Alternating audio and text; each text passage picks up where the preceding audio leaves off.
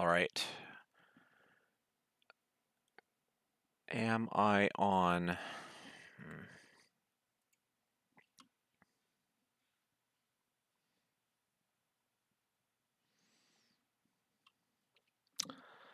How on earth do people do this regularly? Well, I'm going to assume that it's working.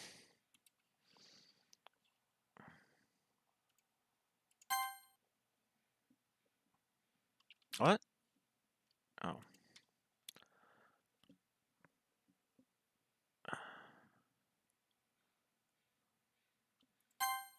Okay, that's working. All right.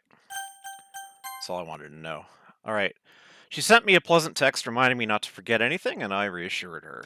Funnily enough, I probably feel the same way as Naski about the event. I'm more excited for it to be over, so I could spend time with Sayori and Yuri at the festival. But knowing Monica, I'm sure the event will be great too. Chara, you're the first one here. Thanks for being early. That's funny. I thought at least Yuri would be here by now. Monica is placing little booklets on each of the desks in the classroom. They must be the ones she prepared that have all the poems for performing. Ah. In the end, I found a random poem online that I thought Monica would like and submitted it. So that's the one I'll be performing. I'm surprised you didn't bring Sayori with you. Yeah, if she overslept again. That dummy. I don't like that. You'd think that on days this important, she'd try a little harder. I say that, but I suddenly remember what Sayori told me yesterday. Oh, you think? And suddenly feel awful, knowing it's not nearly that simple for her. I only said it because it's the way I'm used to thinking. But maybe I should have gone to wake her up after all. You should take a little responsibility for her, Chara. I mean, especially after your exchange with her yesterday. You kind of left her hanging this morning, you know? Exchange? Monica, you know about that? Of course I do. I'm the club president, after all. But I stammer, embarrassed. Did Sayori really tell her about it that quickly? That we're a couple now? I didn't really plan on bringing it up with anyone yet. Yeah, how'd you find out, Monica? Interesting that. Anyway, geez. You don't know the full story at all, so don't worry. I probably know a lot more than you think. Eh? Monica is being friendly as usual, but for some reason I felt a chill down my spine after hearing that. Hey, do you want to check out the pamphlets? They came out really nice. Yeah, sure. I grabbed one of the pamphlets laid out on the desks. Oh, yeah, they really did. Something like this will definitely help people take the club more seriously. Yes, I thought so too. I flipped through the pages. Each member's poems is neatly printed on its own page, giving it an almost professional feel. I recognize Naski's and Yuri's poems from the ones they performed during our practice. What's this? I flipped to Sayori's poem. It's different from the one she practiced. It's one that I haven't read before. Oh my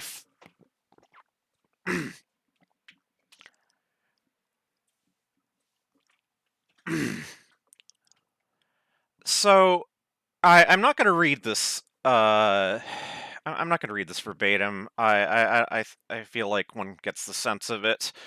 Let me count though. 1, 2, 3, 4, 5, 6, 7, 8, 9, 10, 11, 12, 13, 14, 15, 16, 17, 18, 19, 20, 21, 22, 23, 24, 25, 26, 27, 28, 29, 30, 31, 32, 33, 34, 35, 36, 37, 38, 39, 40. 40 full repetitions of Get Out of My Head. Um, although one of them is kind of staggered and incomplete. Or I guess it's 40 and a half, really. Anyway, yeah, okay, so, uh, I suppose that's a poem? Um, yeah, alright. What is this? Reading the poem, I get a pit in my stomach. Chara? What's wrong? Nothing. This poem feels completely different from everything else Sayori's written. But more than that, I, I changed my mind. I'm going to get Sayori, so... Ah, well, all right. Try not to take too long, okay? I quickly leave the classroom. Don't strain yourself, Monica calls that out after me. I quicken my pace.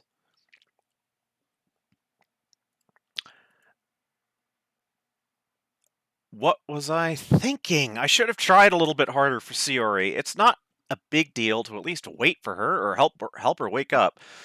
Even the simple gesture of walking her to school makes her really happy.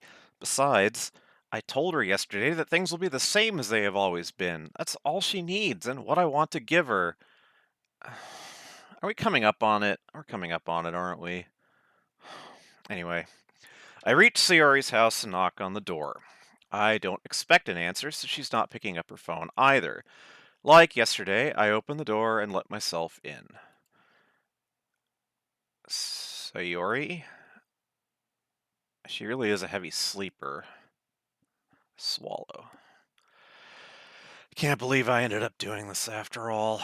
Waking her up in her own house. That really is something that a boyfriend would do, isn't it? In any case, it just feels right. Outside Sayori's room, I knock on her door. Sayori, wake up. There's no response. I really didn't want to have to enter her room like this. So, I guess if I don't quite remember my last playthrough of this. It was a couple of years ago. I'm guessing we're about to stumble in upon a dead body. And I remember being really pissed at the game. I just thought, like, no, game, you haven't earned that. But, well, isn't it a kind of breach of privacy? But she really leaves me no choice. I gently open the door. Yep. Yep, there it is. There it is. Sayori is dead. She has apparently hung herself. Or is that hanged? And we start getting weird glitches. An exception has occurred. File game slash script dash ch5.rpy line 307. See traceback.txt for details.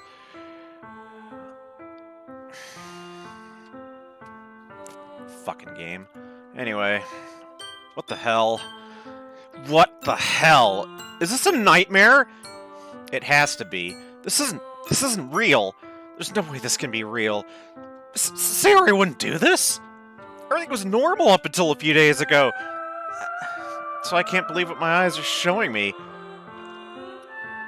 I suppressed the urge to vomit. Just yesterday.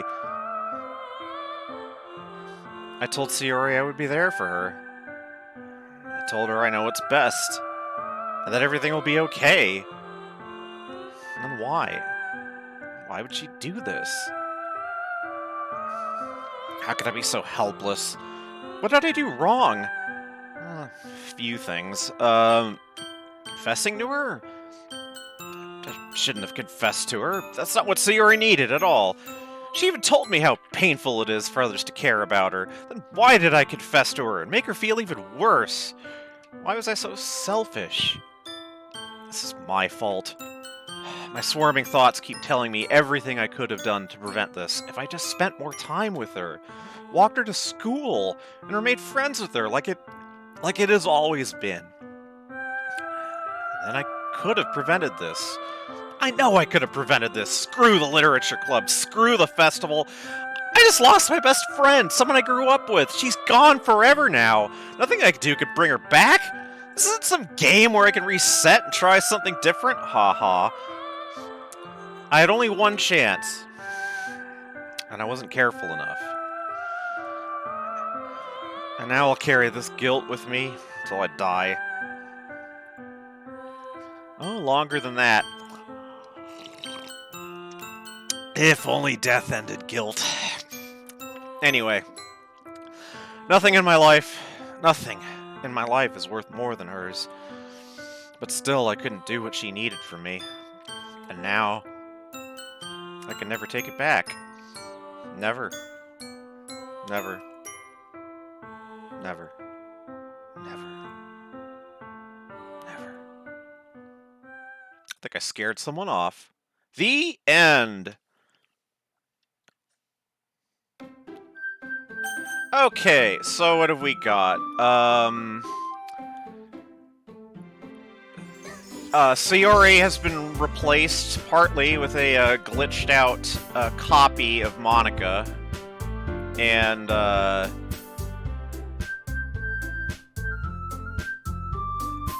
there's...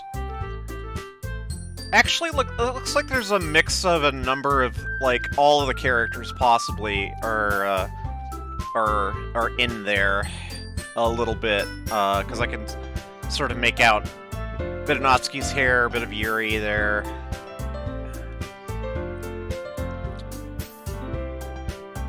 Anyway, blah blah blah blah. Okay, gibberish is appearing on screen. I see an annoying girl running towards me from the distance, waving her arms in the air like she's totally oblivious to any attention she might draw to herself. That girl is Gibberish, my neighbor and good friend since we were children. You know, the kind of friend you'd never see yourself making today, but it just kind of works out because you've known each other for so long. We used to walk to school together on days like this, but starting around high school, she would oversleep more and more frequently, and I would get tired of waiting up. But if she's going to chase after me like this, I almost feel better off running away, so we're kind of recapping the beginning. However, I just sigh and idle in front of the crosswalk and let Gibberish catch up to me. Right. More gibberish, glitchy images. It's an ordinary school day, like any other. Mornings are usually the worst, being surrounded by couples and friend groups walking to school together. Meanwhile, I've always walked to school alone.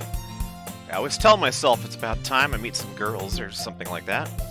But I have no motivation to join any clubs. I'm perfectly content just getting by on the average while spending my free time on games and anime. There's always the anime club, but it's not like there would be any girls in it anyway. Well, sounds like you need a better anime club then. The school day is as ordinary as ever, and it's over before I know it. After I pack up my things, I stare blankly at the wall, looking for an ounce of motivation. Clubs. Okay, so we're actually... yeah, okay. There really aren't any that interest me. Besides, most of them would probably be way too demanding for me to want to deal with. I guess I have no choice but to start with the anime club. Chara? Hi, Monica. Oh my goodness, I totally didn't expect to see you here. It's been a while, hasn't it? Yeah, has. Monica smiles sweetly. We do know each other. Well, we rarely talked, but we were in the same class last year. Monica was probably the most popular girl in class. Smart, beautiful, athletic, basically completely out of my league. So, having her smile at me so genuinely feels a little... What'd you come in here for, anyway? Oh, I've just been looking for some supplies to use for my club. Do you know if there's any construction paper in here? Or markers? I guess you could check the closet. You're in the debate club, right? About that. I actually quit the debate club. Really, you quit? Yeah. To be honest, I can't stand of the politics around the major clubs. It feels like nothing but arguing about the budget and publicity and how to prepare for events. I'd much rather take on something I personally enjoy and make something special out of it. In that case, what club did you decide to join? Actually, I'm starting a new one. A literature club glitch. Literature? That sounds kind of dull. How many members do you have so far? It's kind of embarrassing, but there are only 3 of us so far. It's really hard to find new members for something that sounds so boring. Well, I could see that. But it's not really boring at all, you know? Literature can be anything. Reading, writing, poetry. I mean, one of my members even keeps her manga collection in the club room. Wait, really? Yeah, it's funny, right? She always insists that manga is literature too. I mean, she's not wrong, I guess. And besides, a member's a member, right? Did Monica say she? Hey, Chara. By any chance, are you still looking for a club to join? I mean, I guess so, but in that case, is there any chance you could do me a big favor? I won't ask you to join, but if you could at very least visit my club, it would make me very happy. Please? Well, I guess I have no reason to refuse. So, Sayori was the bridge to joining the club the last time. Now it's Monica herself. Anyway, I guess I have no reason to refuse. Besides, how could I ever refuse someone like Monica? Sure, I guess I could check it out. Awesome. You're really sweet, Chara, you know that? It's nothing, really. Shall we go, then? I'll look for the materials another time. You're more important. And thus, today marks the day I sold my soul to Monica and her irresistible smile. Sorry, Monica, my soul belongs to a goat. Anyway. I timidly follow Monica across the school and upstairs, a section of the school I rarely visit, being generally used for third-year classes and activities. Monica, full of energy, swings open the classroom door. I'm back! And I brought a guest with me! Girl 1, so not Yuri, not even Yuri, or I guess, well, we'll see. Hey? A guest. Seriously? You brought a boy? Girl 2. Way to kill the atmosphere. Don't be mean, Natsuki. But anyway, welcome to the club, Chara. All words escape me in this situation. This club is full of incredibly cute girls. So, let me guess, you're Monica's boyfriend, right? Oh, interesting conclusion to jump to. What? I'm not. Natsuki? The girl with the sour attitude, whose name is apparently Natsuki, is the one I don't recognize. Her small figure makes me think she's probably a first year. What's up?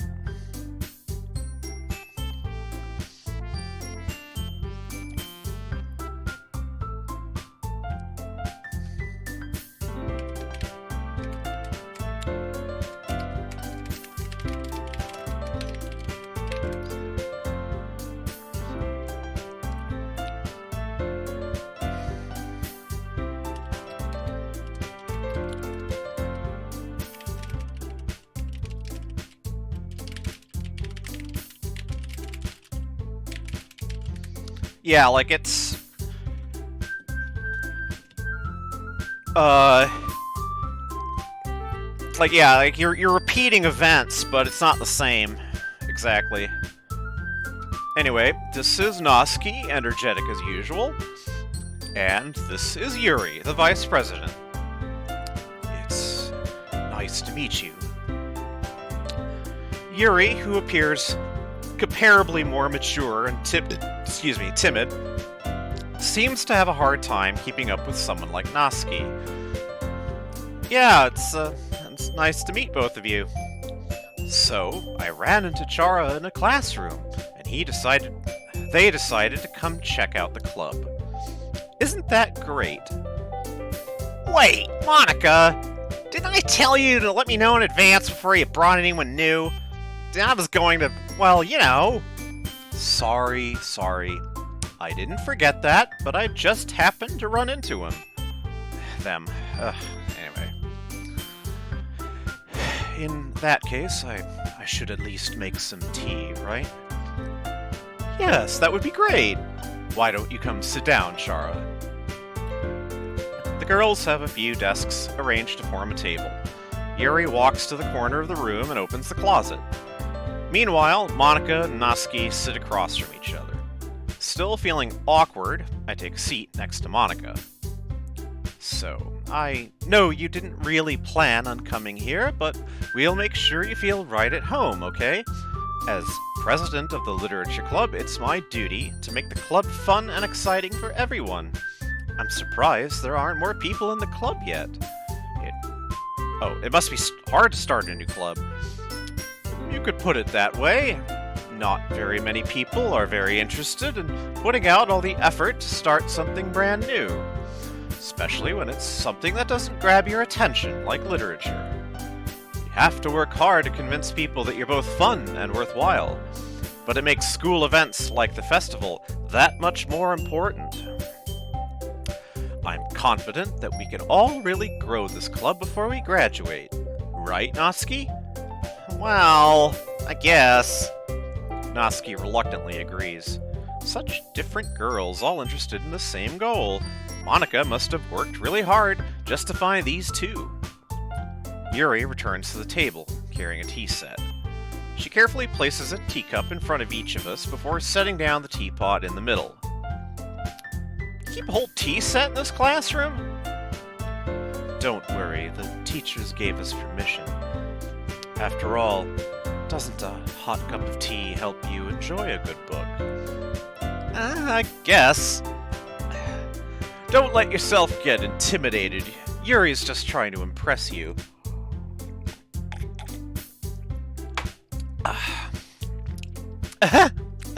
That's not... Insulted, Yuri looks away. I meant that.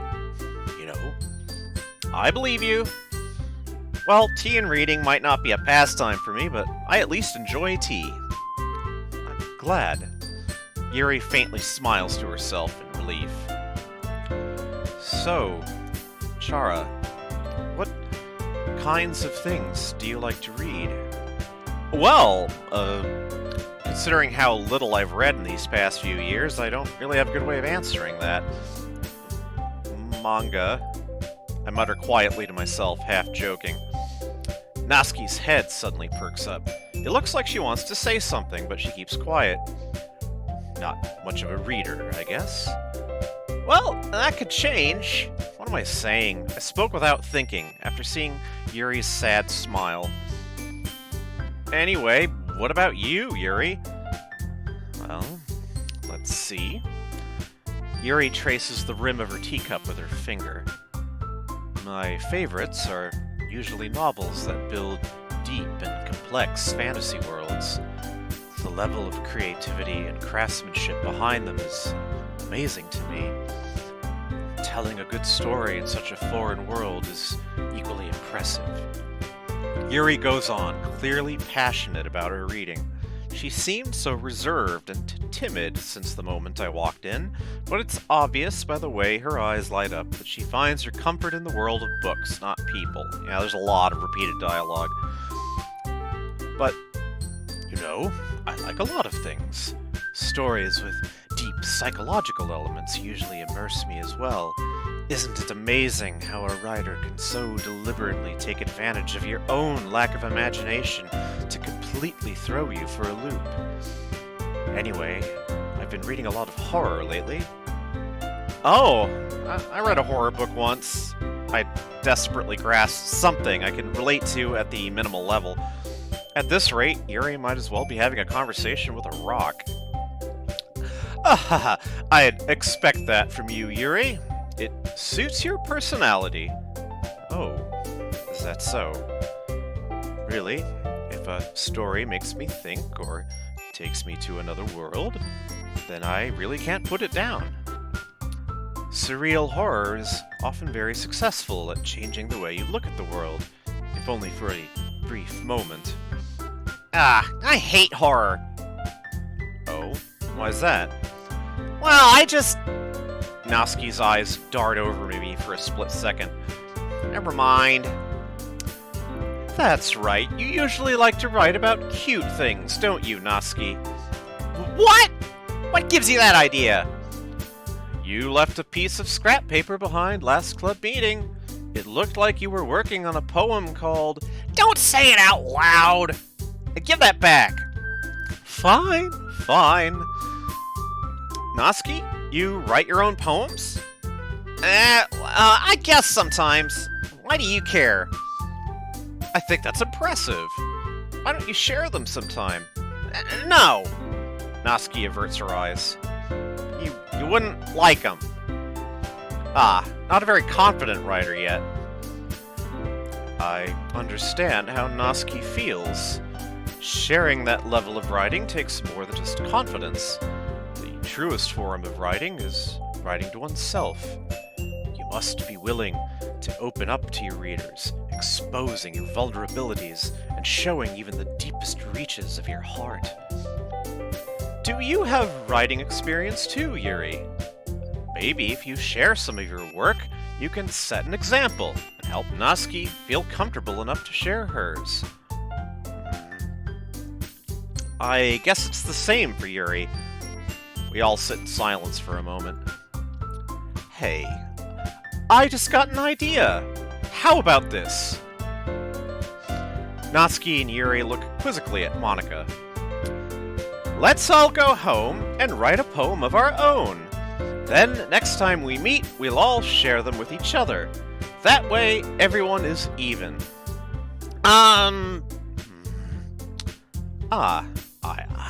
I thought it was a good idea.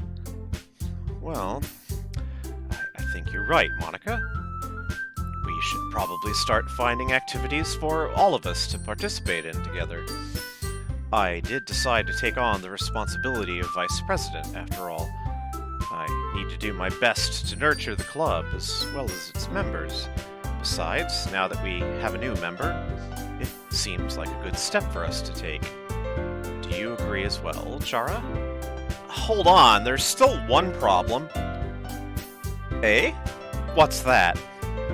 Now that we've reached the most important topic, I bluntly come forth with what's been on my mind the entire time. I never said I would join this club. Monika may have convinced me to stop by, but I never made any decision. I still have other clubs to look at, and... I lose my train of thought. All three girls stare back at me with dejected eyes. But... I'm sorry, I thought... Humph! The girls exchange glances before Monika turns back to me. I guess I need to tell you the truth, Chara. The thing is, we don't have enough members yet to form an official club. We need 4. And I've been trying really, really hard to find new members. So yeah, this is new, because the club had already had 4 members the last time. And if we don't find one more before the festival... I'm defenseless against these girls. How am I supposed to make a clear-headed decision when it's like this? I would feel terrible for letting everyone down in this situation. And besides, the club itself seems pretty relaxed. So if writing the poems is the price I need to pay in order to spend every day with these beautiful girls, Right. Okay, I've decided then. I'll join the literature club. One by one, the girls' eyes light up. Oh, my goodness. Really? Do you really mean that, Chara? Yeah. Could be fun, right? You really did scare me for a moment. I mean, if you really just left after all this, I'd be super pissed. Chara, I'm so happy. We can become an official club now. Thank you so much for this. You're really amazing. I'll do everything I can to give you a great time, okay? Huh, thanks, I guess. Okay, everyone. I think with that, we can officially end today's meeting on a good note.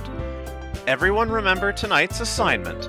Write a poem to bring to the next meeting so we can all share. Monica looks over at me once more. Chara, I look forward to seeing how you express yourself. Yeah. Can I really impress the class star Monica with my mediocre writing skills? I already feel the anxiety welling up inside me. Meanwhile, the girls continue to chit-chat as Yuri cleans up the tea set. I guess I'll be on my way then. Okay? I'll see you tomorrow then. I can't wait. With that, I depart the club room and make my way back home. The whole way, my mind wanders back and forth between the three girls. Natsuki, Yuri, and of course, Monica. Will I really be happy spending every day after school in a literature club? Perhaps I'll have the chance to grow closer to one of these girls. Alright, I'll just need to make the most of my circumstances, and I'm sure good fortune will find me. And I guess that starts with writing a poem tonight. Alright, let's see if there's any... Oh, alright, I have unlocked a special poem. A title page typewritten says, can you hear me? There's a laugh. Oh, some poem, huh? Okay, this looks the same. Meager, disown. Oh, well, almost the same. Meager, disown, peaceful, empty, vivacious, socks, wrath, philosophy, uncanny, summer. Let's go with uncanny. Spinning, love, frightening, contamination, incapable, romance, inferno, bliss, skirt, unstable. Let's go with unstable. Fluffy, extreme, sensation, shame, destiny, games, variance, fester, nature, papa. Let's go with fester. Sorry. Hop, Doki Doki, shopping, embrace, afterimage, melancholy, fantasy, sunny, effulgent, mouse, melancholy, childhood, lollipop, whistle, uncontrollable, lazy, horror, anger, disoriented, cheeks, fear.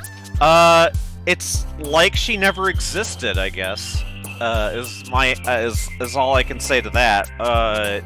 Like she's just not there anymore.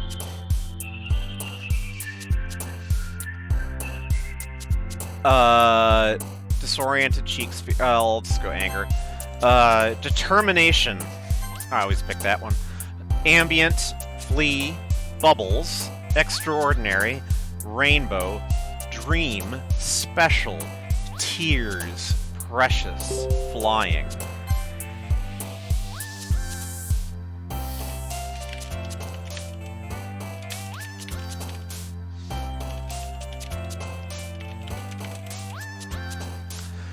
Swimsuit, marriage, starscape, jumpy, captive, bunny, entropy, peace, time, atone.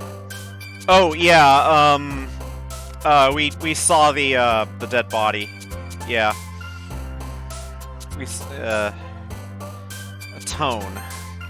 Headphones, disarray, lipstick, sweet, color, cry, daydream, rain cloud, clouds, raindrops. Interesting coincidence there. It's rain cloud. Prayer, sparkle, vacation, clumsy, scars, warm, portrait, infinite, sugar, hopeless, scars. Disaster, insight, candy, analysis, beauty, fireworks, loud, agonizing, laugh, unrequited.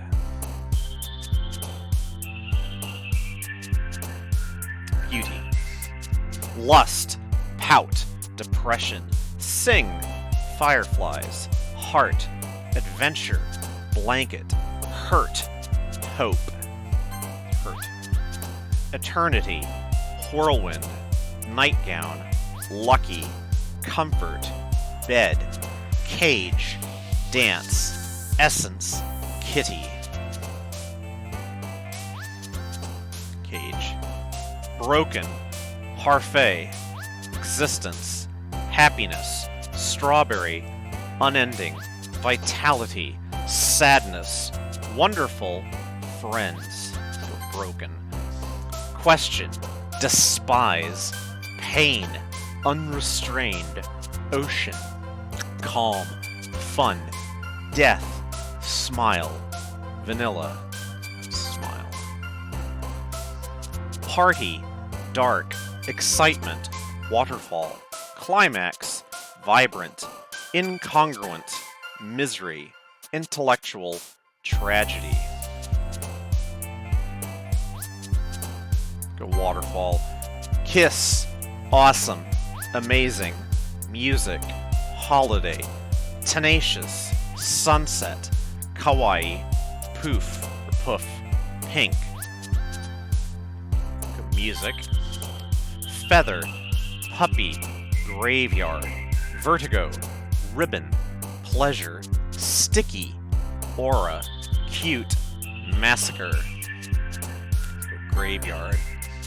Jump, whisper, alone, covet, Valentine, email, family, shiny, secretive, silly. Secretive. Landscape, promise, pure, rose, marshmallow, playground, cheer, passion, anime, play.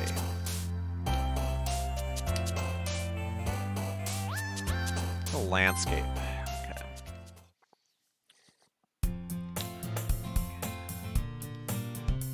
Hi again, Chara. Glad to see you didn't run away on us. Haha. Nah, don't worry. This might be a little strange for me, but I at least keep my word. Well, I'm back at the Literature Club. I was the last to come in, so everyone else is already hanging out.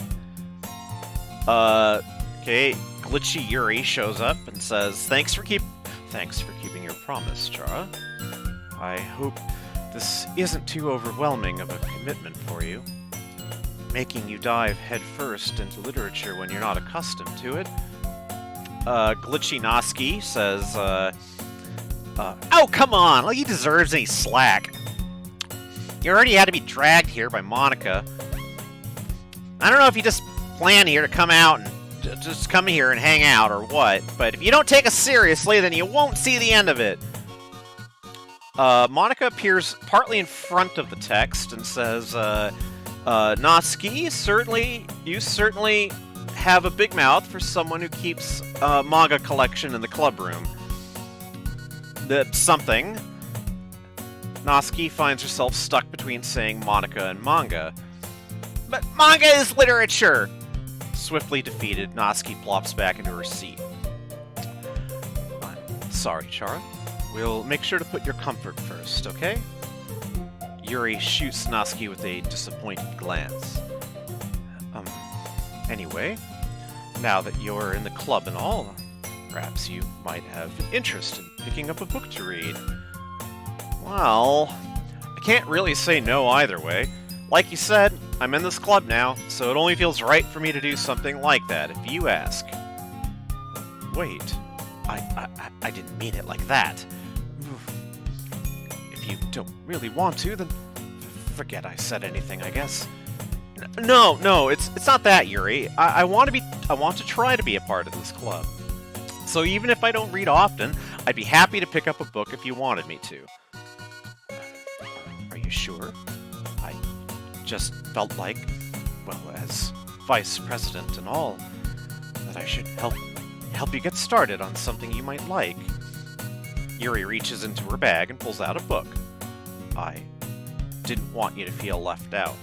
I feel like there's a bit of flutter in the music too, like deliberate flutter. You know, like the tempo kind of varying irregularly. Anyway, so I picked out a book that I thought you might enjoy. It's a short read, so it should keep your attention, even if you don't usually read. And we could, you know, discuss it if you wanted. This is How is this girl accidentally being so cute? God. I mean, I'm not a boy, but I will fully own up to thinking that Yuri is the cutest person in the club. You know, I have my tastes. She even picked out a book she thinks I'll like, despite me not reading much. Yuri, thank you. I'll definitely read this. I enthusiastically take the book. Well, you can read it at your own pace. I look forward to hearing what you think. Now that everyone's settled in, I expected Monica to kick off some scheduled activities for the club. But that doesn't seem to be the case. Yuri's face is already buried in a book. I can't help but notice her intense expression, like she was waiting for this chance. Meanwhile, Natsuki is rummaging around in the closet. I'm really curious to talk to Yuri a bit more, but at the same time I would feel bad for distracting her from reading. I catch a glimpse of the cover of her book. Yeah, okay. Yeah, I like the book, nerd.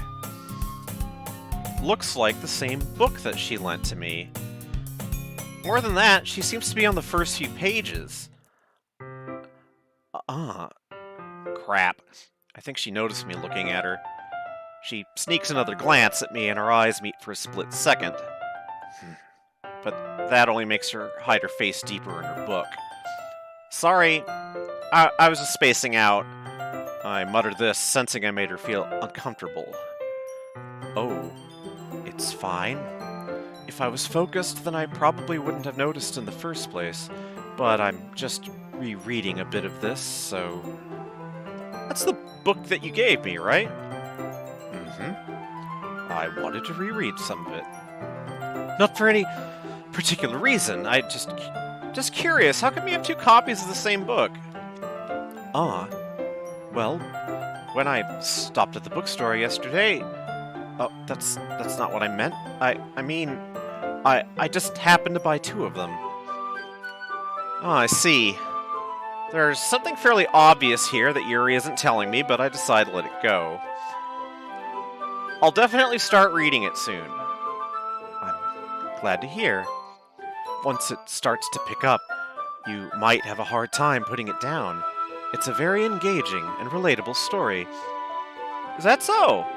What's the story about, anyway? Well, I look at the cover of the book. The book is titled Portrait of Markov. There's an ominous-looking eye symbol on the front cover. Basically, it's about this religious camp that was turned into a human experiment prison, and the people trapped in there have this trait that turns them into killing machines that lust for blood. But the facility gets even worse, and they start selectively breeding people by cutting off their limbs and affixing them to... that might be a little bit of a spoiler. But anyway, I'm really into it. The book, I mean. Not the thing about the limbs. That's kind of... It's kind of dark, isn't it? Yuri made it sound like it was going to be a nice story, so that dark turn came from nowhere. Hello. Are you not a fan of that sort of thing, Chara. No, it's not that. I mean, I could definitely enjoy those kinds of stories, so don't worry. I hope so. Yeah, I totally forgot that Yuri is into those things. She's so shy and reclusive on the outside, but her mind seems to be completely different. It's just that this kind of story, it's the kind that challenges you to look at life from a strange new perspective. When horrible things happen, not just because someone wants to be evil. Um. The Okay, different typeface. Yeah, exactly. And it's in quotes, but because the world is full of horrible people, and we're all worthless anyway. Then suddenly, back, and then she says, presumably in her ordinary voice, I'm rambling, aren't I? Not again. I'm sorry. Hey, don't apologize. I haven't lost interest or anything. Well, I guess it's all right then. But I feel like I should let you know that I have this problem. When I let things like books and writing fill my thoughts. Oh, I only caught like my whole body gets something. Anyway, I kind of forget to pay attention to other people, so I'm sorry if I end up saying something strange. Please stop me if I start talking too much. I really don't think you need to worry. That just means you're passionate about reading. The least I can do is listen. It's a literature club, after all. Ah, that's true. In fact, I might as well get started reading it, right? Oh, glitch. Yes. I mean, you don't have to, but... What are you saying? Let me just get the book. I quickly retrieve the book that I'd put into my bag. Alright, it's fine if I sit here, right? I slip into the seat next to Yuri's. Yes. Are you sure? You seem a little apprehensive. That's... I'm sorry. It's not that I don't want you to. It's just something I'm not very used to. That is, reading in company with someone. I see. Well, just tell me if I end up distracting you or anything. Alright. I open the book and start the prologue. I soon understand what Yuri means about reading in company. It's as if I could feel her presence over my shoulder as I read. It's not a particularly bad thing. Maybe a little distracting, but the feeling is somewhat comforting. Yuri is in the corner of my eye. I realize that she's not actually looking at her own book. I glance over. It looks like she's reading from my book instead. Sorry! I was just bathing in the heat of something. Alright. Yuri, you really apologize a lot, don't you? I mean, so do I. I do? I don't really mean to. Sorry. I mean... Here, this should work, right? I slide my desk until it's up against Yuri's, then hold my book more between the two of them. I suppose so. Yuri timidly closes her own copy. Once we each lean in a little bit, our shoulders are almost touching. It feels like my left arm is in the way, so instead I use my right hand to hold the book open. Nah, I guess that makes it kind of difficult to turn the page. Here. Yuri takes her left arm and holds the left side of the book between her thumb and forefinger. I do the same with my right arm on the right side of the book. That way, I turn a page, and Yuri slides it under her thumb after it flips to her side. But in holding it like this, We're huddled even closer together than before. It's actually kind of distracting me. It's as if I could feel the warmth of Yuri's face, and she's in the corner of my vision. Are you ready? To turn the page. Sorry. I think I got a bit distracted for a second. I glance over at Yuri's face again, and our eyes meet. I don't know how I'll be able to keep up with her. That's okay. You're not as used to reading, right? I don't mind being patient if it takes you a bit longer. It's probably the least I can do. Since you've been so patient with me.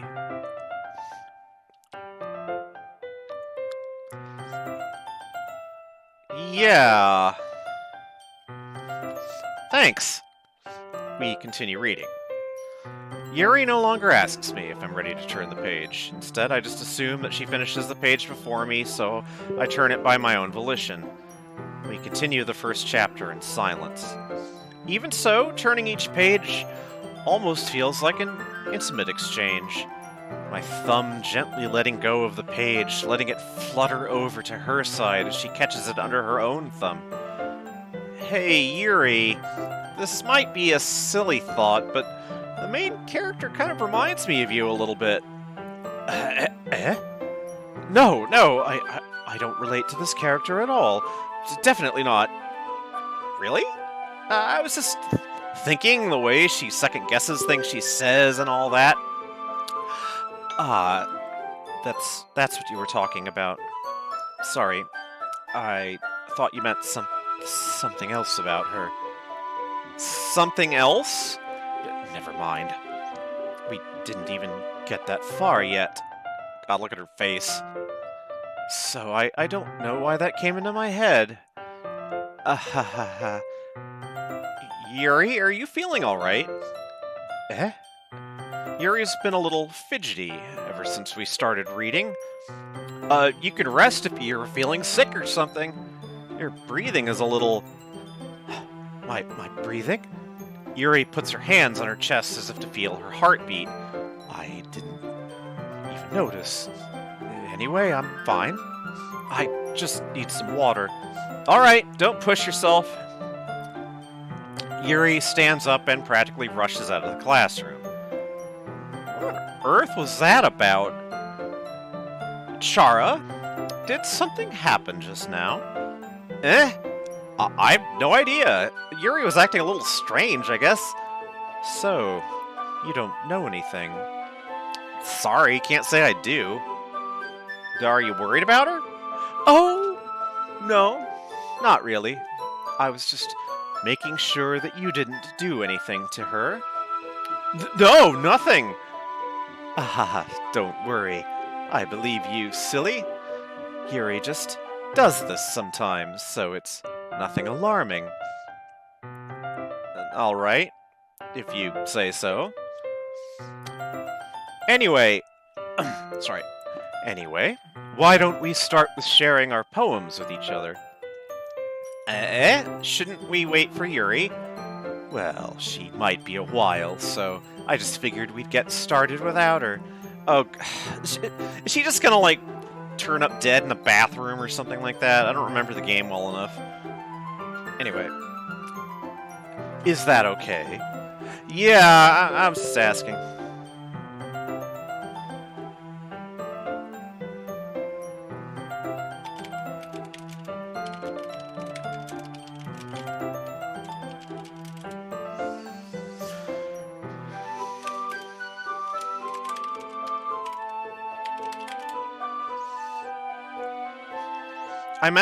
I make a mental note of where I left off in the book, then slip it back into my bag.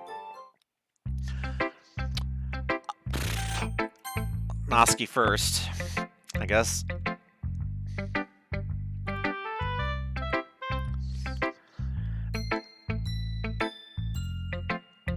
I told Noski I was interested in her poems yesterday. It's probably only fair if I shared mine with her first.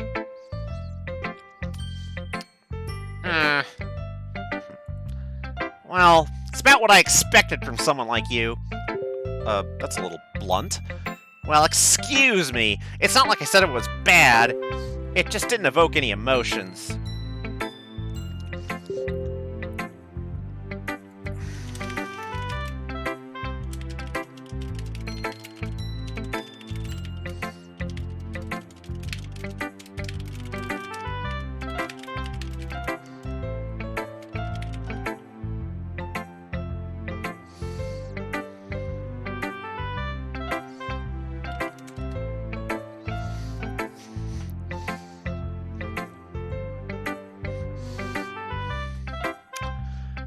So basically, sorry. I got a little bit of interruption because there's some household business kind of going on parallel to this. So I might, yeah.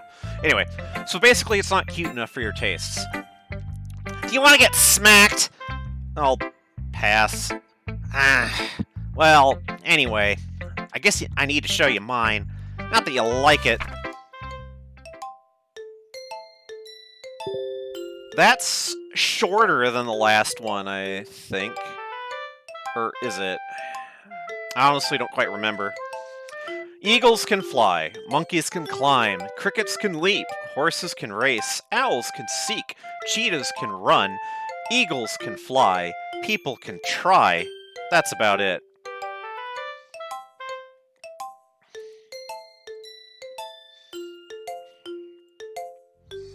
Yeah. I told you weren't gonna like it. I like it. What? Just be honest. I am. Why are you so convinced that I wouldn't like it? Well, because everyone in high school thinks that writing has to be all sophisticated and stuff, so people don't even take my writing seriously. But isn't the point of poems for people to express themselves? Your writing style wouldn't make your message any less valid. Yeah, exactly. I like it when it's easy to read, but it hits you hard. Like in this poem. Seeing everyone around you do great things can be really disheartening, so I decided to write about it. Yeah, I understand. But the other nice thing about simple writing is that it puts more weight on the wordplay. Like, I set up for a rhyme at the end, but then I made it fall flat on purpose. It helps bring out the feeling in the last line. So you did. I guess more went into it than I realized. That's what it means to be a pro. I'm glad you learned something. Didn't expect that from the youngest one here, did you? Yeah, I guess not. I decided to humor her with that last comment. I don't really care how old everyone is, but if Natsuki is feeling proud, then I won't take that away from her.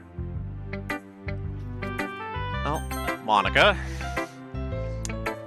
Hi, Chara. Having a good time so far? Yeah. Good. Glad to hear it. By the way, since you're new and everything, if you ever have any suggestions for the club, like new activities or things we can do better, I am always listening. Don't be afraid to bring things up, okay? Alright, I'll keep that in mind. Of course I'll be afraid to bring things up. I'm much better off just going with the flow until I'm more settled in. Anyway, want to share your poem with me? It's kind of embarrassing, but I guess I have to. Don't worry, Chara. We're all a little embarrassed today, you know. But it's that sort of barrier that we'll all learn to get past soon. Yeah, that's true. I hand Monica my poem. Great job, Chara. I was going ooh in my head while reading it. It's really metaphorical. I'm not sure why, but I didn't expect you to go for something so deep. I guess I underestimated you. It's easiest for me to keep everyone's expectations low. That way it always counts and I put in some effort. That's not very fair. Well, I guess it worked anyway. You know that Yuri likes this kind of writing, right? Writing that's full of imagery and symbolism. Sometimes I feel like Yuri's mind is just totally detached from reality. Oh, gosh. I don't mean that like it's a bad thing, though, but sometimes I get the impression that she's just totally given up on people. She spends so much time in her own head that it's probably a much more interesting place for her. But that's why she gets so happy when you treat her with a lot of kindness.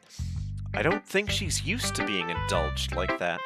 She must be really starved for social interaction, so don't blame her for coming on a little strongly, like earlier. I think if she gets too stimulated, she ends up withdrawing and looking for alone time. Suddenly, the door opens. Yuri! I'm back. Did I miss anything? Not really. Well, we all started sharing our poems with each other. Eh? Already? I'm sorry for being late. No need to apologize. We still have plenty of time, so I'm more glad that you took all the time that you needed. All right. Thanks, Monica.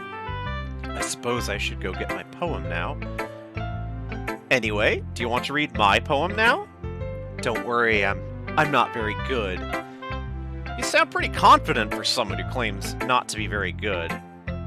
Well, that's because I have to sound confident.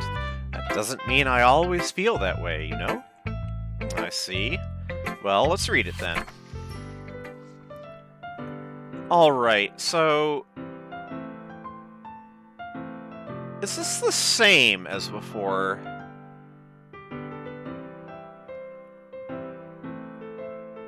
I don't think it's the same. I'd have to go back and look at the earlier recording, but anyway, the poem reads, Hole in Wall. But he wasn't looking at me. Confused, I frantically glance at my surroundings, but my burned eyes can no longer see color. Are there others in this room? Are they talking? Or are they simply poems on flat sheets of paper, the sound of frantic scrawling, playing tricks on my ears? The room begins to crinkle, closing in on me. The air I breathe dissipates before it reaches my lungs. I panic. There must be a way out. It's right there. He's right there. Swallowing my fears, I brandish my pen. I'm sure this doesn't comment in any way on the situation of this game. So, what do you think? It's very freeform, if that's what you call it. I'm sorry, I'm not really the right person to ask for feedback. It's okay. Yes, that kind of style has gotten pretty popular nowadays. That is, a lot of poems have been putting emphasis on the timing between words and lines. When performed out loud, it can really be powerful. What was the inspiration behind this one? Well, I'm not sure if I know how to put it. I guess you could say that I had some kind of epiphany recently. It's been influencing my poems a bit. An epiphany! Yes, something like that. I'm kind of nervous to talk about deep stuff like that because it's kind of coming on strongly, maybe after everyone is better friends with each other. Anyway, here's Monica's writing tip of the day. Sometimes, when you're writing a poem or a story, your brain gets too fixated on a specific point. If you try so hard to make it perfect, then you'll never make any progress. Just force yourself to get something down on the paper and tidy it up later. Another way to think about it is this. If you keep your pen in the same spot for too long, you'll just get a big dark puddle of ink. So just move your hand and go with the flow. That's my advice for today. Thanks for listening. Whom should I show my poem to next? Well, there's only one choice. As Yuri reads the poem, I notice her eyes lighten. Exceptional. What was that? Did I say that out loud? Yuri first covers her mouth, but ends up covering her whole face. He's going to hate me. You really didn't do anything wrong, Yuri. Eh? That's... I guess you're right. What am I getting so nervous for? Yuri takes a breath. So... what kind of writing experience do you have? Your use of imagery and metaphors indicates you've written a lot of poetry before. Really? Wow, that's a huge compliment coming from you. This is actually my first time, really. Huh? Yuri stares at me blankly, then looks at my poem again. Well, I know that. I just meant... Yuri trails off, unable to find an excuse. She traces her finger along the words in the poem as if breaking it down more thoroughly. Yes. Okay. This is the reason I was able to tell. It's just that there are specific habits, specific writing habits that are usually typical of new writers. And having been through that myself, I kind of learned to pick up on them. I think that the most noticeable thing I recognize in new writers is that they try to make their style very deliberate. In other words, they tend to pick a writing style separate from the topic matter, and they form-fit the two together. The end result is that both the style and the expressiveness are weakened. Once Yuri finds her train of thought, it's as if her demeanor totally changes. Her stammering is completely gone, and she sounds like an expert. Of course, that's not something you can be blamed for. There are so many different skills and techniques that go into writing even a simple poem. Not just finding them and building them, but getting them to work together is probably the most challenging part. It might take you some time, but it all comes with practice, and learning by example, and trying new things. I also hope that everyone else in the club gives you valuable feedback. Noski can be a little biased, though. Biased? How? Well, never mind. I shouldn't be talking about people like that. Sorry. It's fine. I'm not sure if Yuri is apologizing to herself, to me, or to Noski. Do you mind if I read your poem now? Please do. I'd love to share my thought process behind it. Yuri smiles dreamily as if that's a rare opportunity for her, which itself is kind of funny. After all, isn't this supposed to be a literature club?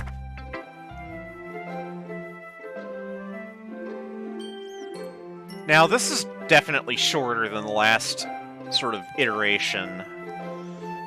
Ghost under the light. The tendrils of my hair illuminate beneath the amber glow, bathing. It must be this one. The last remaining street light to have withstood the test of time. The last yet to be replaced by the sickening blue-green hue of the future. I bathe, calm, breathing air of the present but living in the past. The light flickers. I flicker back.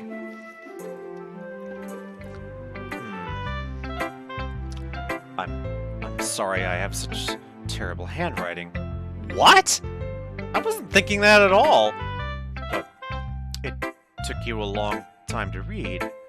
Oh, well, I just don't read script very often. I actually think your handwriting is pretty. Eh? That's a relief? Also, I like the poem. Even though it's short, it was really descriptive. It wasn't too short. I usually write longer poems. Not at all. I'm really glad you like it. I'll be honest, since it's our first time sharing, I wanted to write something a little more mild. Something easy to digest, I suppose. Are you into ghosts, Yuri? Actually, the story isn't about a ghost at all, Chara. Really? Oh, it's like Crimson Peak. The ghosts are a metaphor. I love that movie. I don't know if never mind. I must have totally missed the point. Well, I suppose you did only glance over it after all. But remember that poets often express their own thoughts feelings, and experiences in their work. They usually do more than tell a simple story or paint a picture. In this case, perhaps the subject of the poem is only being symbolically compared to a ghost, lingering in her last remaining place of comfort, unable to let go of the past, and soon to be left with nothing. That's a lot more solemn, putting it that way. I hadn't even thought of that. That's impressive. Eh? It's nothing, really. Yours was impressive too, so... Nah, if anything, I could probably learn a thing or two from you. You think so? Yeah, of course. Ah. You know, I was really nervous about doing all this. But in the end, I enjoyed it. I'm going to keep doing my best for you, Chara. Oh, me too. Huh. I guess that's everyone. I glance around the room. That was a little more stressful than I anticipated. It's as if everyone is judging me for my mediocre writing abilities. Oh, nice out-of-tune music there. Even if they're just being nice, there's no way my poems can stand up to theirs. This is a literature club, after all. I sigh. I guess that's what I ended up getting myself into. Across the room, Monica is writing something in her notebook. My eyes land on Yuri and Noski. They gingerly exchange sheets of paper, sharing their respective poems. As they read in tandem, I watch each of their expressions change. Noski's eyebrows furrow in frustration. Meanwhile, Yuri smiles sadly. What's with this language? Eh? Did you say something? No, it's nothing. Noski dismissively returns the poem to the desk with one hand. I guess you could say it's fancy. Thanks. Yours is... cute? Cute? Did you completely miss the symbolism or something? It's clearly about the feeling of giving up. How could that be cute? I know that. I just meant the language, I guess. I was trying to say something nice. Eh? You mean you have to try that hard to come up with something nice to say? Thanks, but it really didn't come out nice at all. Well, I do have a couple of suggestions. Huh. If I was looking for suggestions, I would have asked someone who actually liked it, which people did, by the way. Monica liked it, and Chara did too. So based on that, I'll gladly give you some suggestions of my own. First of all, excuse me, I appreciate the offer, but I've spent a long time establishing my writing style. I don't expect it to change anytime soon, unless, of course, I come across something particularly inspiring, which I haven't yet. And Chara liked my poem too, you know. He even told me he was impressed by it. Noski suddenly stands up. Oh! I didn't realize you were so invested in trying to impress our new member, Yuri. That's not what I... You're just... Yuri stands up as well. Maybe you're just jealous that Chara appreciates my advice more than he appreciated yours. Huh! And how do you know he didn't appreciate my advice more? Are you that full of yourself? No. If I was full of myself, I would deliberately go out of my way to make everything I do overly cutesy. Well, you know what? I wasn't the one whose boobs magically grew a size bigger as soon as Chara started showing up. Noski. Noski, that's a little... This doesn't involve you! Taking out your... Oh. Glitch. Taking out your own insecurities on others like that? You really act as young as you look, Noski. Me? Look who's talking, you wannabe edgy bitch! Edgy?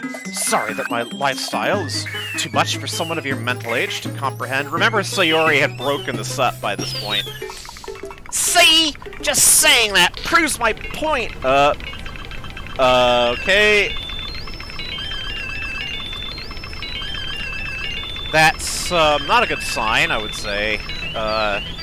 Yuri is fading out.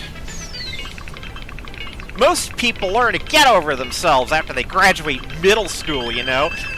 If you want to prove anything, then stop harassing others with your sickening attitude.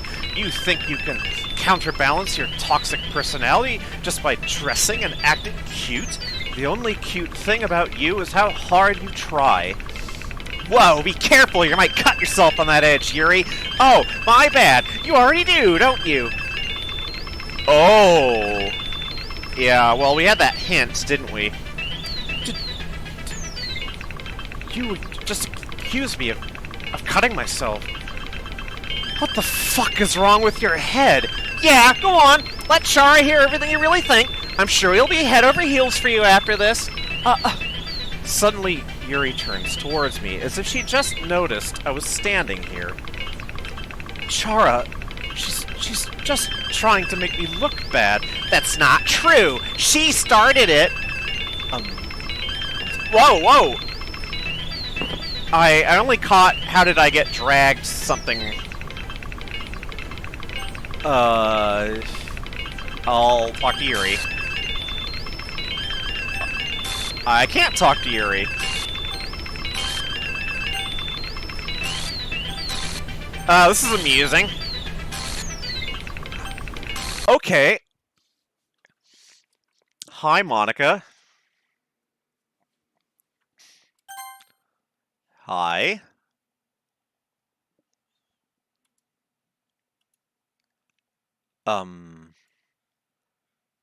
Hey, Chara. Why don't we step outside for a little bit? Okay. Sorry about that. They really shouldn't have tried to get you involved. It's probably better for us to stay out of this. We'll go back inside once they're done yelling. Some president I am, right? I can't even confront my own club members properly. I just wish I was able to be a little more assertive sometimes. But I never have it in me to put my foot down against others. You understand, right? Anyway, if this makes you want to spend less time with the others, then that's fine. I'd be happy to spend time with you instead. Suddenly, Noski runs out of the classroom. Oh god, she's crying. She quickly runs away. Oh dear. Well, it looks like they're done. I I didn't mean it. I didn't mean it. I didn't mean it. Ooh, this is bad. Yuri is rocking back and forth in her desk with her palms on her forehead. Yuri? I didn't mean it. I believe you. I have no idea what Yuri might have said to Noski. Or did. Chara, please don't hate me. Please. I'm not like this. There's something wrong with me today. It's fine, Yuri. We know you didn't mean it. Besides, I'm sure Noski will forget all about it by tomorrow. Completely. I'm sure she will. Anyway, the meeting is over, so you can go home now if you want. Yuri looks at me like she wants to say something, but she keeps glancing at Monica. You can go first, Monica. I'd like to stay a bit longer. I'm the president, so I should be the last one out. I'll wait for you to be done. Well, I am vice president, so please let me take that responsibility today. It kind of sounds like you don't want me around for something, Yuri. It's not that. It's not that.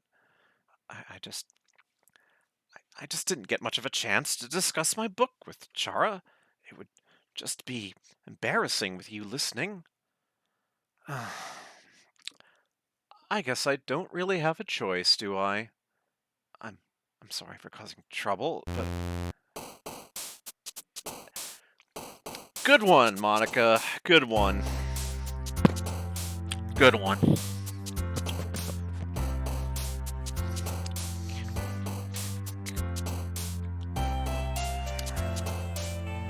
Play, analysis, embrace, sugar, whisper, loud, lust, shiny, contamination, melancholy, contamination, cage, sweet, ribbon, dance, lipstick, sparkle, covet, cheer, incongruent, vanilla, covet, nibble, disarray, socks, time, pink, giggle, sensation, climax, kitty, bunny. Disarray. Journey, fantasy, fear, clumsy, grief, secretive, hurt, lazy, wonderful, graveyard, secretive. Hop, agonizing, bliss, insight, blanket, disown, vivacious, extreme, passion, uncanny, extreme. Fluffy, hopeless, whistle, infinite, unending, smile, cry, awesome, parfait, imagination.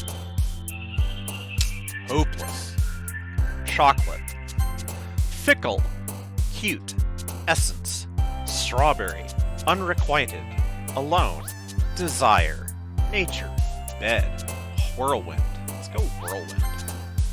Judgment, captive, cheeks, peace, inferno, playground, bouncy, pleasure, intellectual, heaven sent, judgment, calm, aura, uncontrollable, vibrant, comfort, silly, meager, heart, effulgent, vacation, meager, ocean, fireflies, forgive, vertigo, flower, crimson, email, existence, misfortune, breathe, flower, horror, headphones, beauty, twirl, raindrops, anxiety, vivid, shame, peaceful, sing. Anxiety. Tenacious, portrait, special, marshmallow, sticky, daydream, scars, electricity, defeat, summer, defeat. Bubbles, universe, question, hair, unrestrained, disoriented, philosophy, broken, afterimage, warm, afterimage. Pure, fester, rose, wrath, amazing, massacre, romance, papa, suicide, skipping, wrath. Jump, pain, prayer, determination. Dark, rain cloud, entropy, melody, eternity, precious, puppy, fireworks, heartbeat, infallible, melody. Rainbow, frightening, fun, sunny, kawaii, spinning, incapable, unstable, despise, depression, despise. Variance, destiny, starscape, love, explode, promise, family, music, boop, games, explode. Milk, treasure, dream, kiss, flying, skirt, extraordinary, vitality, friends, happiness, dream. Another day passes, and it's time for the club meeting already. I've gotten a little more comfortable here over the past couple of days. Notice there wasn't any intermediate, like, hey, I'm going back home. Entering the club room, the usual scene greets me. Welcome back, Chara. I half expected you to be dead. Ah, hi, Yuri.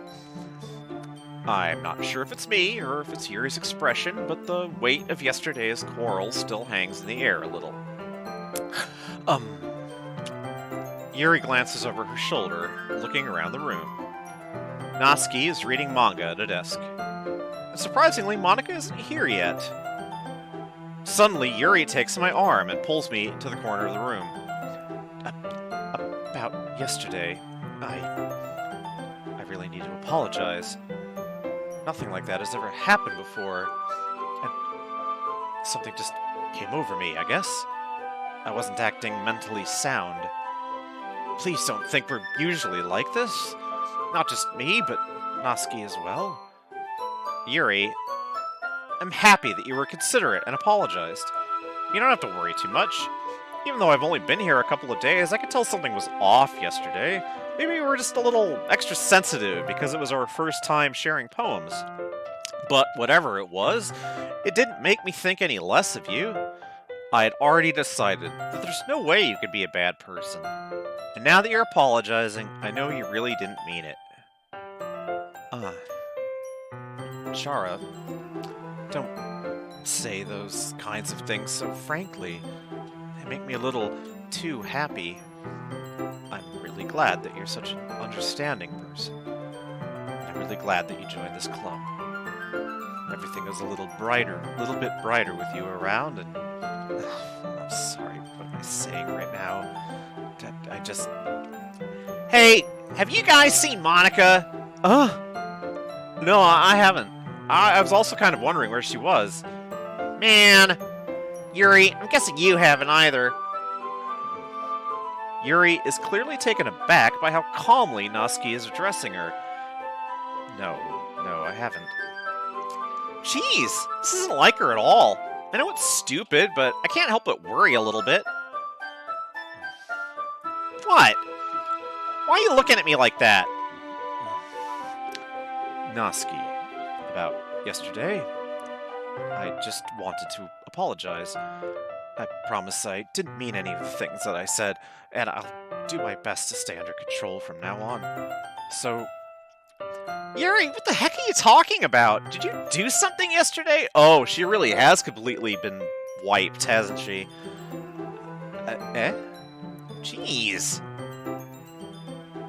Substitute text, whatever's on your mind, I'm sure it was nothing. I don't even remember anything bad happening. You're the kind of person who worries too much about the little things, aren't you?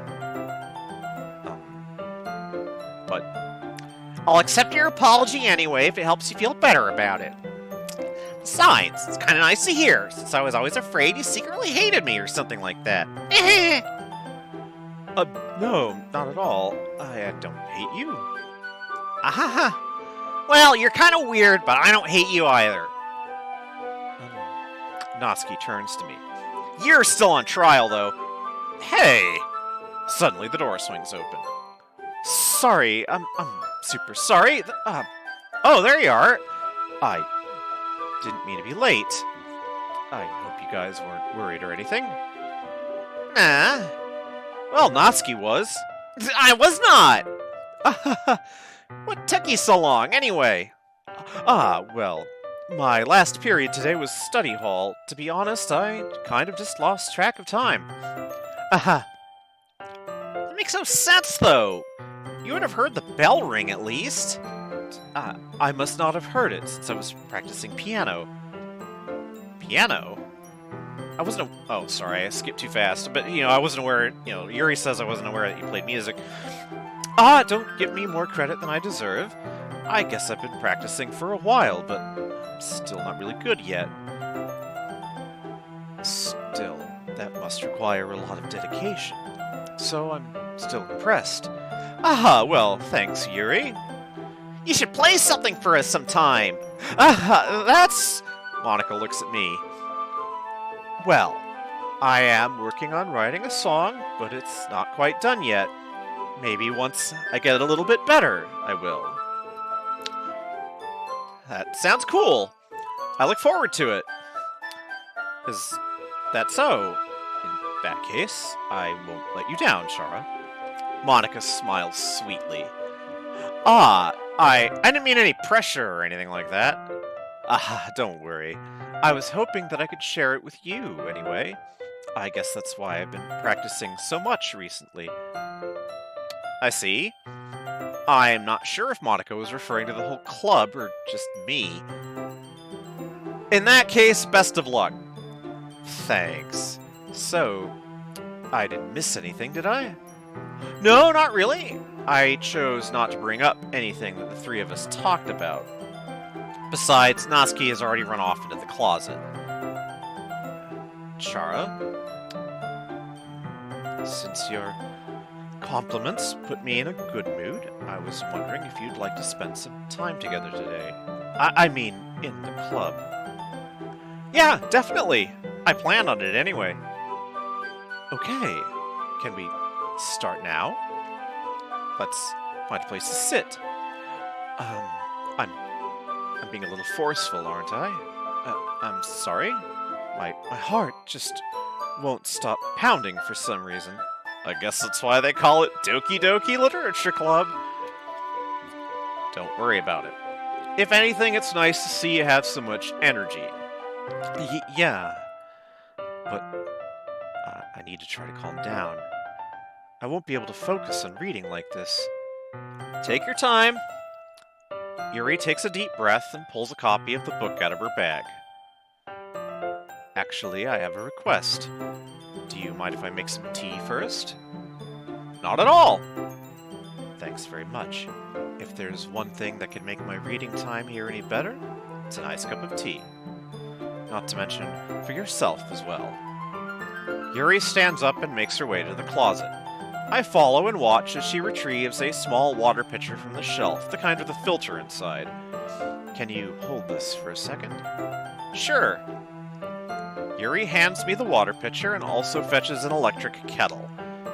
I'm going to plug this in at the teacher's desk, and then I'll go get some water. She walks past me and sets the kettle down on the teacher's desk. I simply watch her movements. To my surprise, the way she moves really contrasts with her speaking mannerisms. Especially because of her long legs, Yuri appears elegant and methodical. Okay, may I have the water pitcher? Thanks, I'll be right back. I might as well walk with you. That's okay, you stay here. It won't take long. Pitcher in hand, Yuri hurries out of the classroom. Did Yuri leave you again? No, it's not like that this time. She's just filling up the water pitcher to make tea. Oh, okay. Sorry for misunderstanding. 10 minutes pass. Yuri said it wouldn't take long. Is something holding her up? I'm bored just waiting here, so I decide to go look for her. Let's see. The most logical place for Yuri to be would be the nearest water fountain. I start heading down the hallway.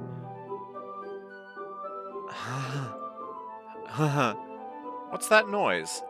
It's coming from around the corner. It sounds like breathing.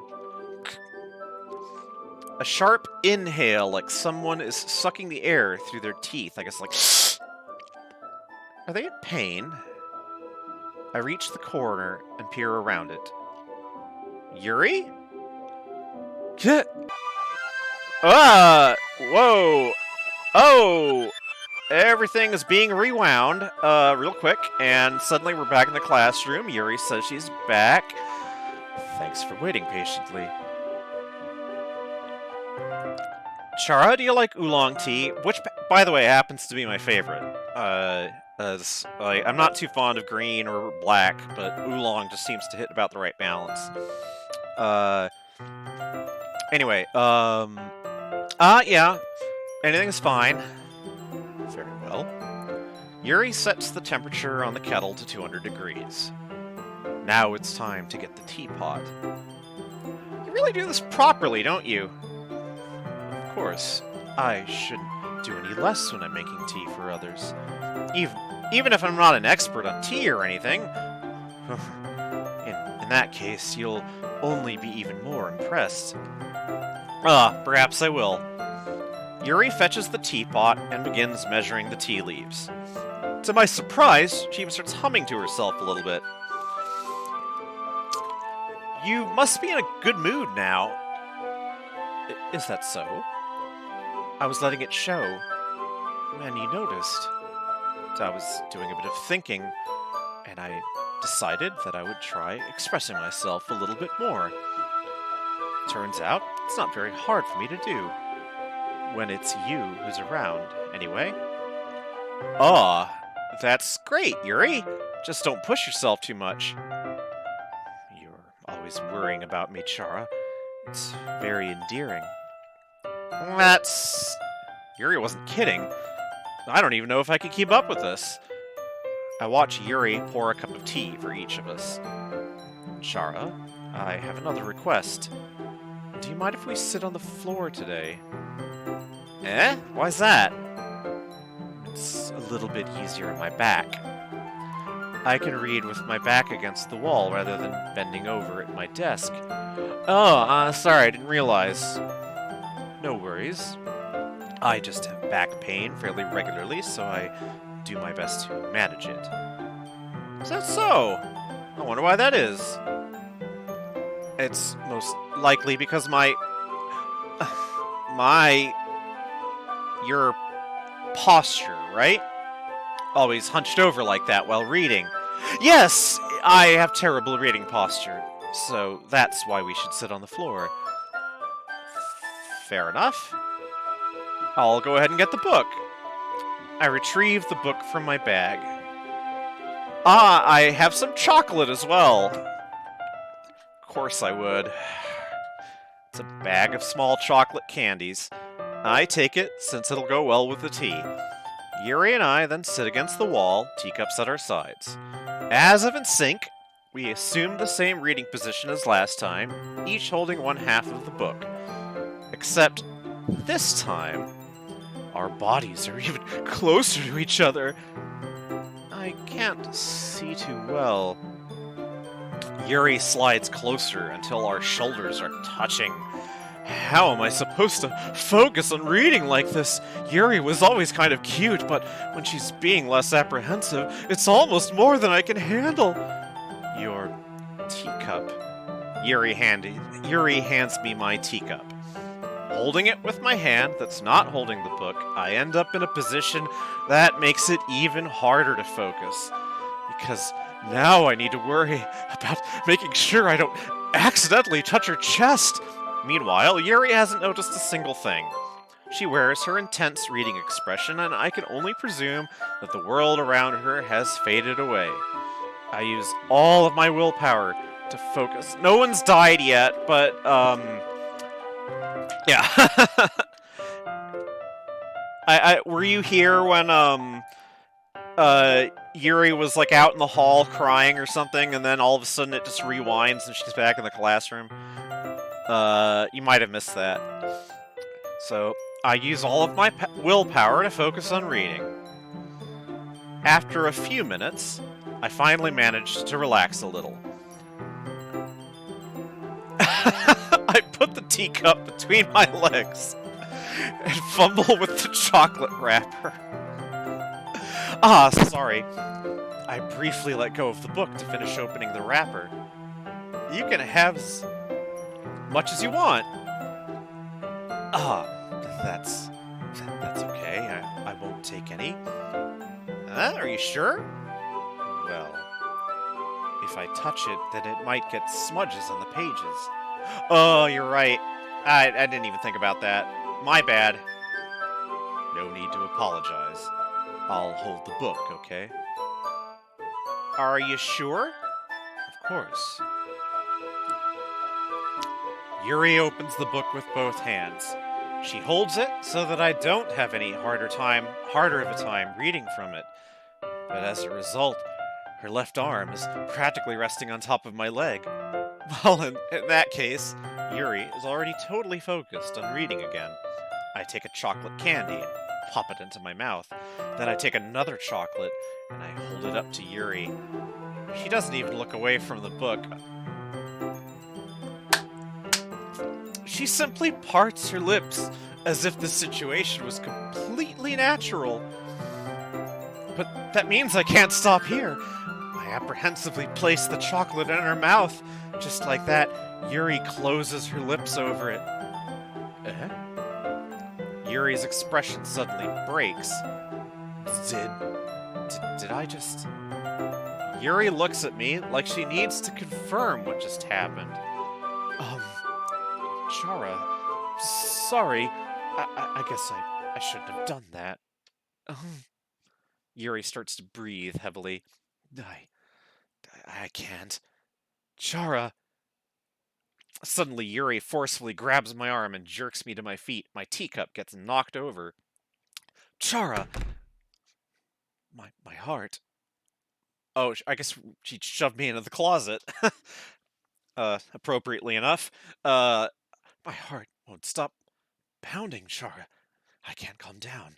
I can't focus on anything anymore. Can you feel it, Chara? Yuri suddenly presses my hand against her chest. Why is this happening to me? I feel like I'm losing my mind. I can't make it stop. It makes me not want to read. I just want to look at you.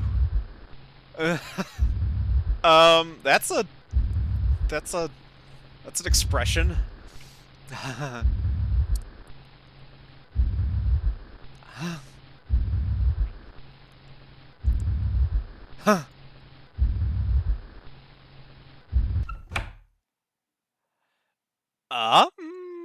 It's time to share poems.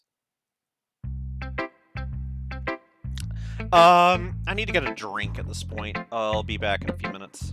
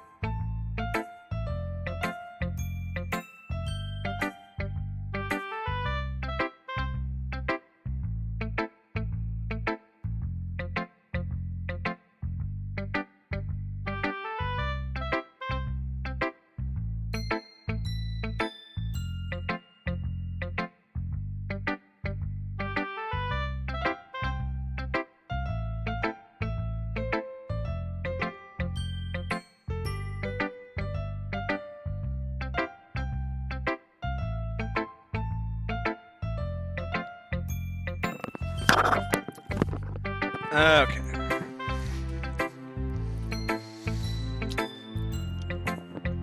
Let's see, is the mic on? Yeah, I think it's on. Okay. Okay, let's go Yuri first. I've been waiting for this. Let's see what you've written for today.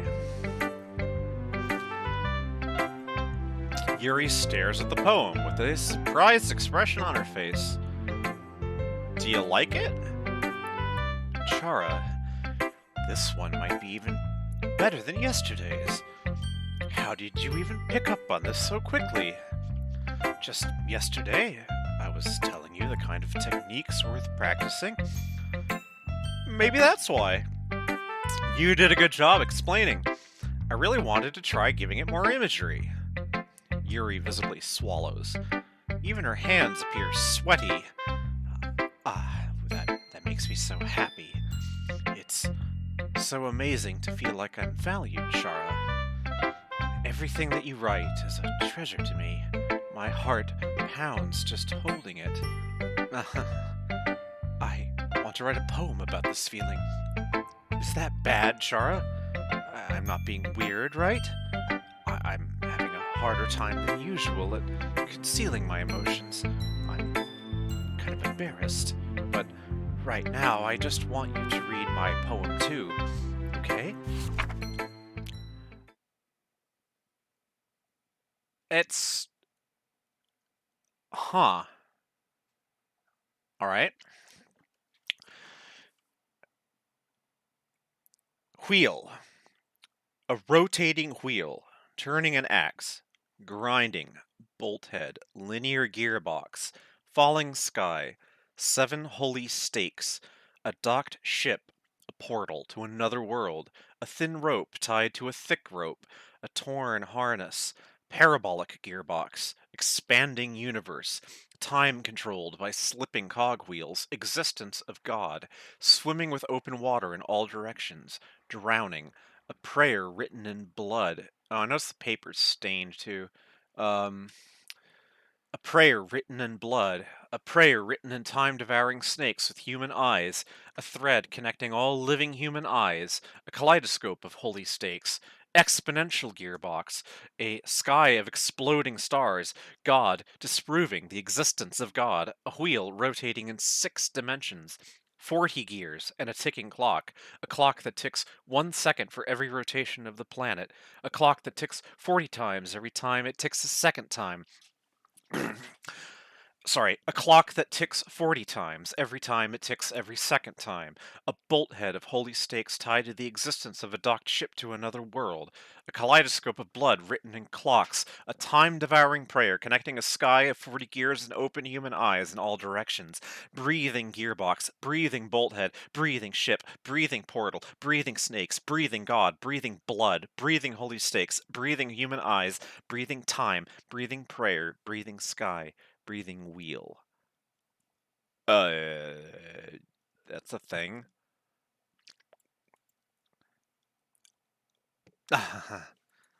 It doesn't really matter what it's about. My mind has been a little hyperactive lately, so I had to take it out on your pen.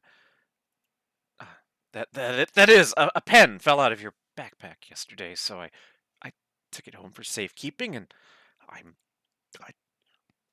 just really like the way that it writes, so I wrote this poem with it, and now you're touching it. Uh, I'm okay. What did I just... Can we pretend this conversation never happened?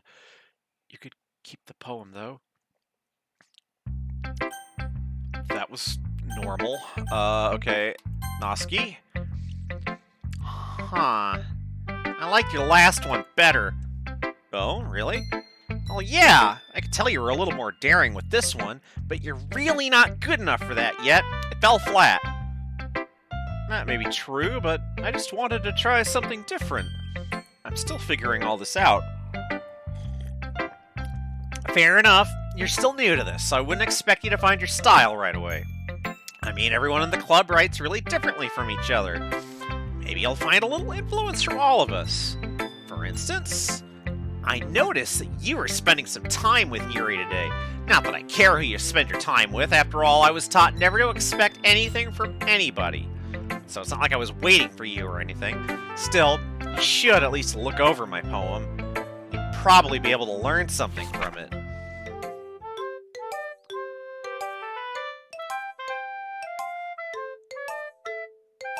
That... Okay... This would kind of... I don't think this is different from the last spider poem, is it? Anyway, I'll read it.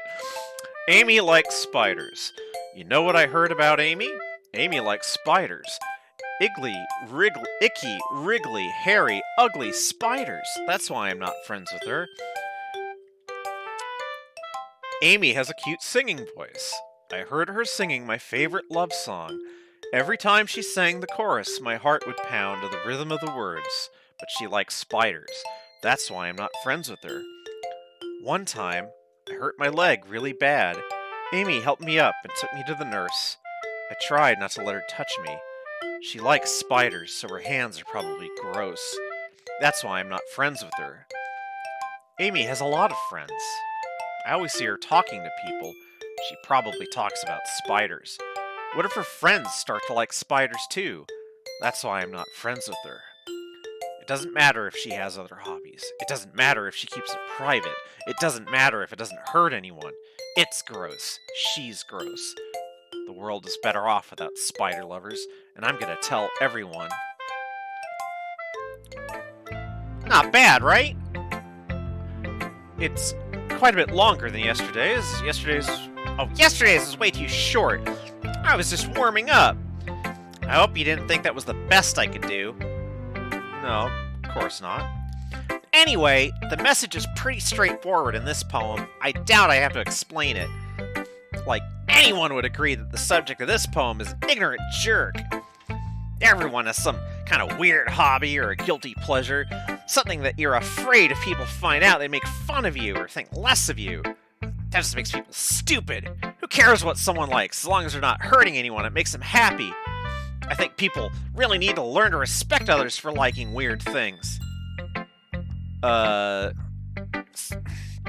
Such as 2 of the girls in this very club, whom I respectfully won't name. Kind of ironic that even in my one place of comfort, I can't even have people respect me. Geez, now you're making me complain too much. What did I do? For what it's worth, I respect you. Well, I guess thanks. But it's kind of obvious that you respect Yuri more, so whatever. We're done sharing. So you can leave now. Well, Monica. Chara, I think you saw something earlier that you weren't supposed to see. I didn't want to have to tell you this, but I don't think I have a choice. What's she referring to? It's getting kind of dangerous for you. Oh, that's what... It's getting kind of dangerous for you to spend so much time with Yuri. I don't know why, but she seems pretty easily excitable when she's around you, which shouldn't be a problem in itself, but when Yuri... Oh my fucking god, really?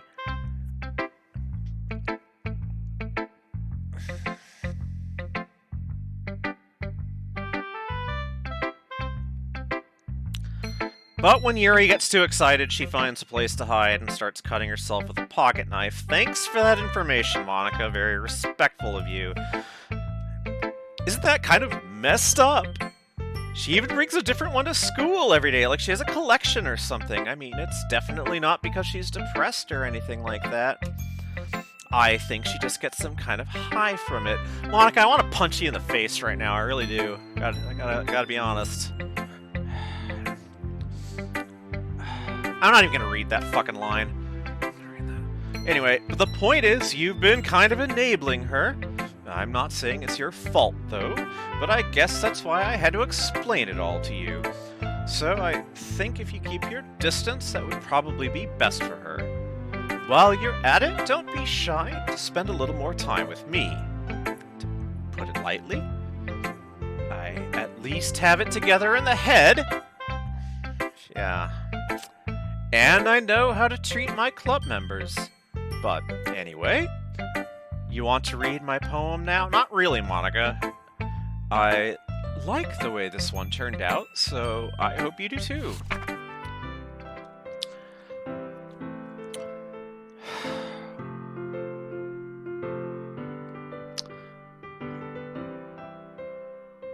So...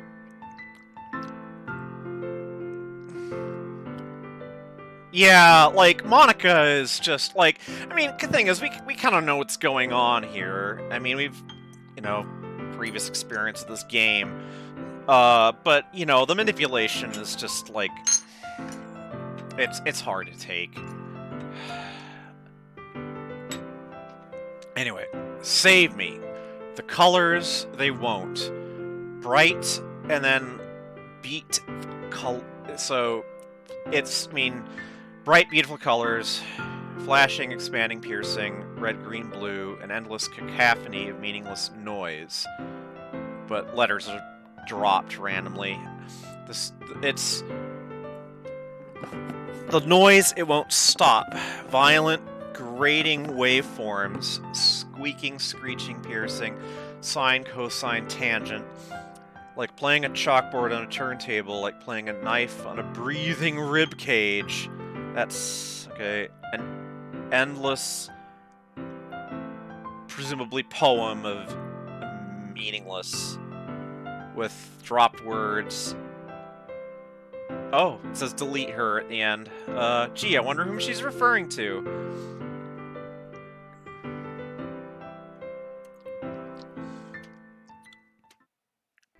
Glitch.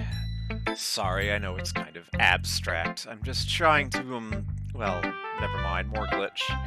There's no point in explaining. Anyway, here's Monica's writing tip of the day. Sometimes you'll find yourself facing a difficult decision. When that happens, don't forget to save your game. You never know when... Who am I talking to? Can you hear me? Tell me you can hear me. Anything. Okay. That's my advice for today. Thanks for listening. Sure. Oh, I clicked too fast. It just looked like... shit. Can you back up at all? Let's see, history.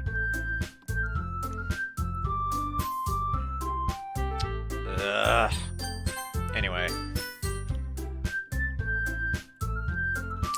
I'm gonna see if I can find it online, because I'm curious about what I missed.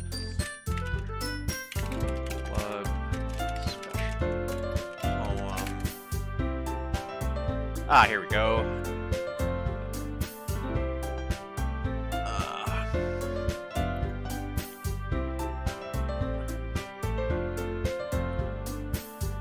So it looks like a like a TypeScript, and everything is blocked out except for words that spell out nothing is real ? So there we go. All right, back to it. Okay, everyone, we're all done reading each other's poems, right? We have something we need to go over today, so if everyone could come sit at the front of the room. Is this about the festival? Well, sort of. Ugh, do we really have to do something for the festival? It's not like we could put together anything good in just a few days. We'll just end up embarrassing ourselves instead of getting any new members. That is a concern of mine as well. I don't really do well with last-minute preparations. Don't worry so much. We're going to keep it simple, okay? Look, I know everyone's been a bit more lively ever since Chara joined, and we've started with some club activities. But this isn't the time for us to become complacent. We still only have 4 members, and the festival is our only real chance to find more, you know.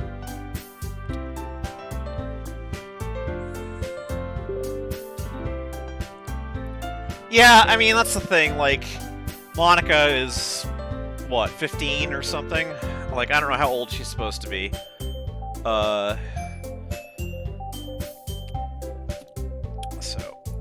So what's so great about getting new members, anyway? We already have enough to be considered an official club. More members will just mean everything gets noisier and more difficult to manage. Noski, I don't think you're looking at it the right way at all. Don't you want to share your passion with as many people as you can? To inspire them to find the same feelings that brought you here in the first place. The Literature Club should be a place where people can express themselves like they can't do anywhere else. It should be a place so intimate that you never want to leave. I know you feel that way too. I know we all do.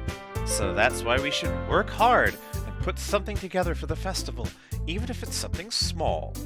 Right, Chara? Oh, come on! You can't take You can't take advantage of Chara to agree with you just because he doesn't know how to say no to anything. Look, Monica, do you really think any of us here joined the club with other people in mind? Yuri never even talked until Chara joined. As for me, I just like it better here than I do at home. And Chara isn't even passionate about literature in the first place. And that's everyone.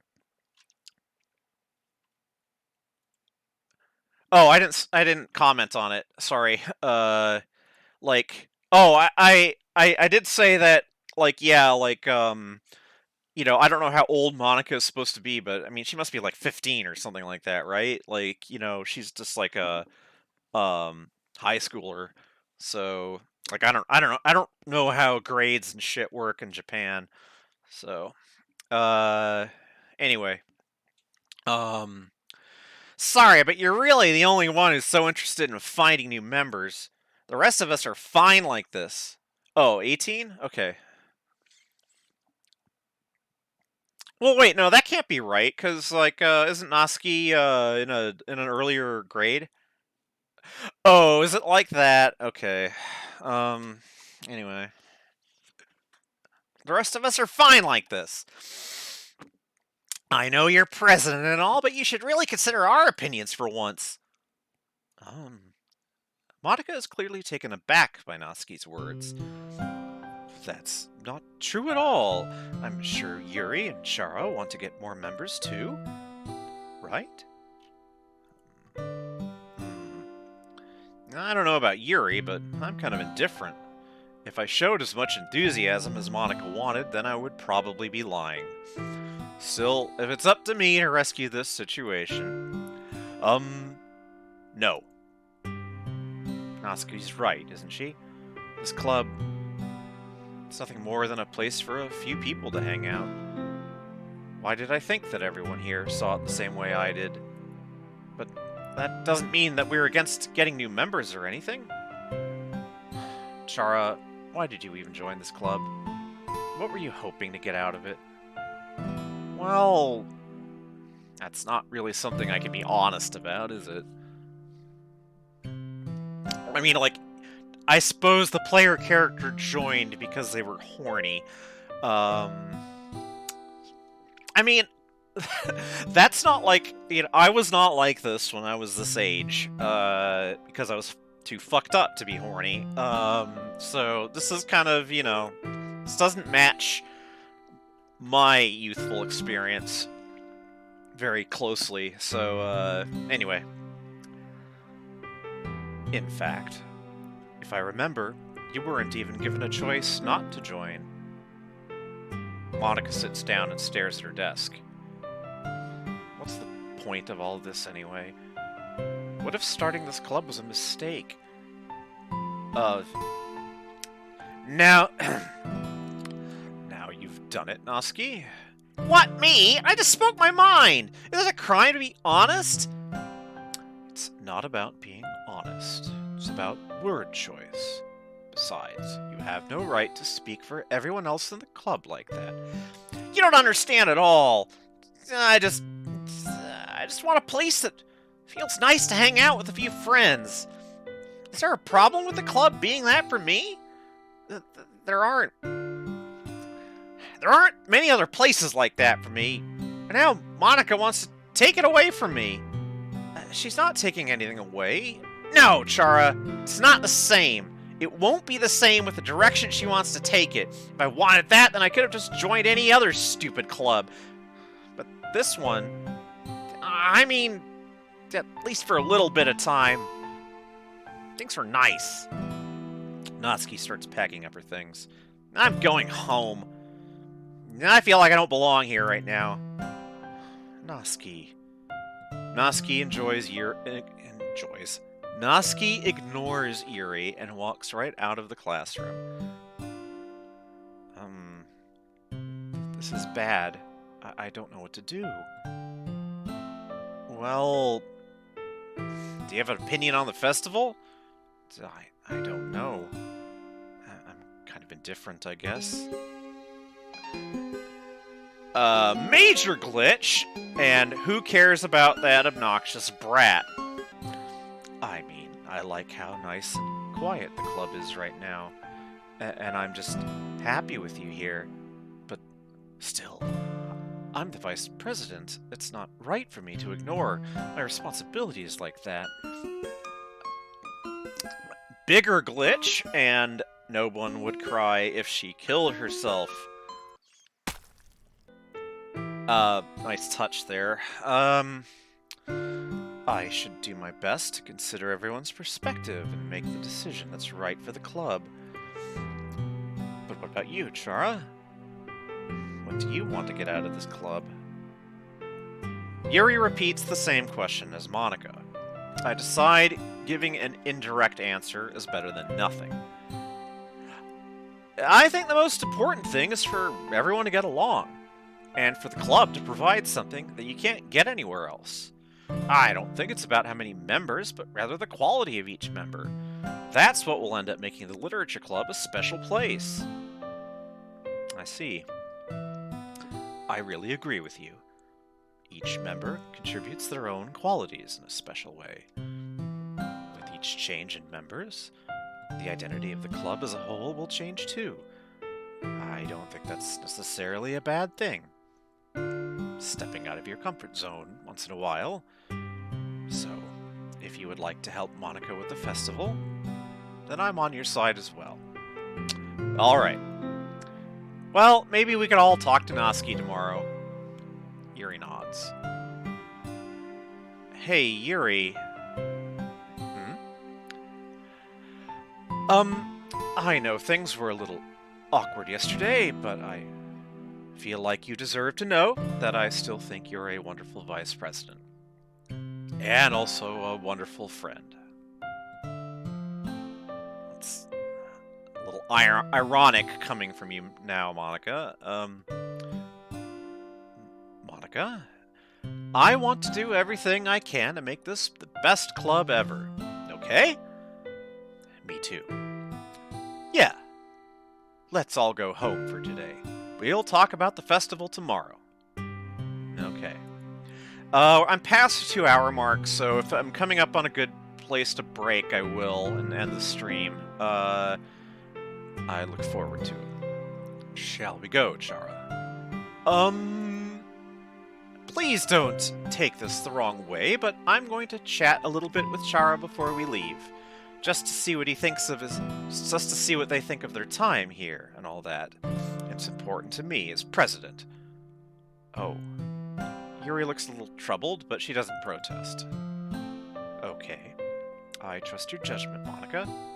In that case, I'll see the two of you tomorrow. See you tomorrow! Monica waves as Yuri exits the classroom. Things have been a bit hectic lately, haven't they? Chara, I just wanted to make sure you're enjoying your time at this club. I would really hate to see you unhappy. Things are starting to gray out. I feel kind of like I'm responsible for that as president. And I really do care about you. You know? I don't like seeing the other girls give you a hard time with how mean Natsuki is and everything, and Yuri being a little bit, you know. Sometimes it feels like you and I are the only real people here. You know what I mean?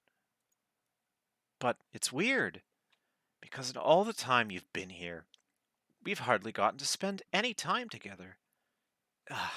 I mean, I guess it's technically only been a couple of days? Sorry, I didn't mean to say something weird. There are just some things I've been hoping to talk about with you. Things I know only you could understand.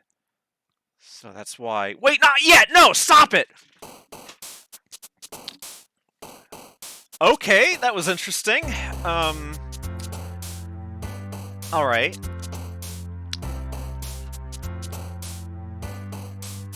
Existence, eternity, meager, disoriented, lipstick, booth, climax, skirt, destiny, sugar. I think I'm gonna go, like, super sweet with this one. I'm not sure how much it's gonna matter in the end, but... Oh, wait. We didn't even, like... We're not even at 2 out of 20. Anyway, empty, vertigo, insight, wonderful, kiss, doki doki, effulgent, inferno, treasure, romance. I picked romance. Vibrant. Oh, 1 out of 20. Vibrant, rainbow, Fluffy, crimson, anger, awesome, universe, scars, waterfall, hurt. Let's go rainbow. Ocean, peace, friends, nibble, rain cloud, sadness, whirlwind. Oh, sorry, I mean, I was yelling because, like, she was obviously, like, you know, as she was being pulled away from the conversation, she was obviously dismayed, so that's why I was yelling. I was yelling out her lines. Anyway. Ocean, peace, friends, nibble, rain cloud, sadness, whirlwind, socks, secretive, lucky. Friends. Kawaii, misery, blanket, skipping, playground, pleasure, fester, massacre, milk, judgment. Playground. Ribbon, bliss, ambient, analysis, portrait, parfait, suicide, play, variance, unstable. Ribbon. Afterimage, cry, hopeless, calm, unrequited, whisper, raindrops, promise, anime, misfortune, promise. Beauty, time, lust, comfort, nightgown, family, spinning, pink, graveyard, clumsy, pink. Dream, charm, disown, fun, peaceful, strawberry, swimsuit, dark, sparkle, bouncy, sparkle. Pain, prayer, jumpy, smile, headphones, atone, shiny, cute, extraordinary, uncanny. Smile. Holiday, warm, bunny, jump, fear, embrace, fantasy, lazy, shame, sing. Bunny. Games, passion, philosophy, vacation, cage, tragedy, clouds, agonizing, mouse, joy. Oh, hello, Chara. Oh, it's great. God, now that you're here, I might end up going for a bit longer, actually. I don't know. Oh, things are glitching out even more. Hop, kitty, melody, defeat, electricity, starscape, bed, together, forgive, daydream. Let's go with daydream. Excitement, Valentine, whistle, giggle, lollipop, essence, tears, happiness, disaster, death. Let's go happiness. Covet, melancholy, depression, contamination, breathe, dance, determination, which I will not choose automatically this time, landscape, precious, heart. So precious. Captive.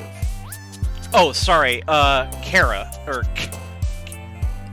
I have to remember that I'm the one that simplifies it to Chara, just to make it easier for people.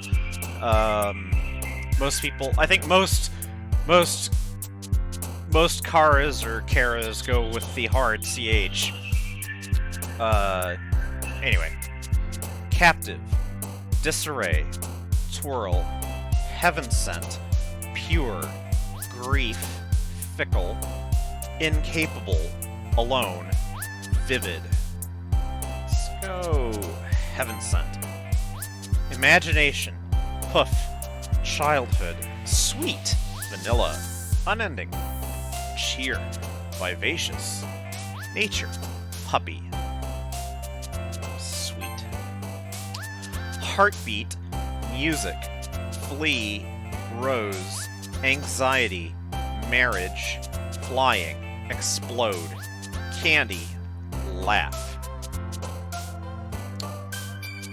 Rose. Sunset. Silly. Marshmallow. Vitality. Journey. Love. extreme, aura, pout, sensation, love. Party, hair, infallible, shopping, email, summer, despise, special, frightening, feather.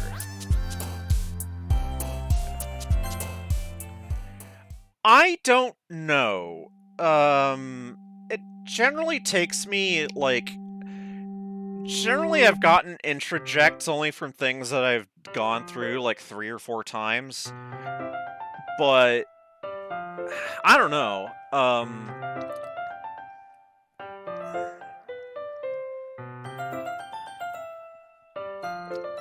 Let's see here.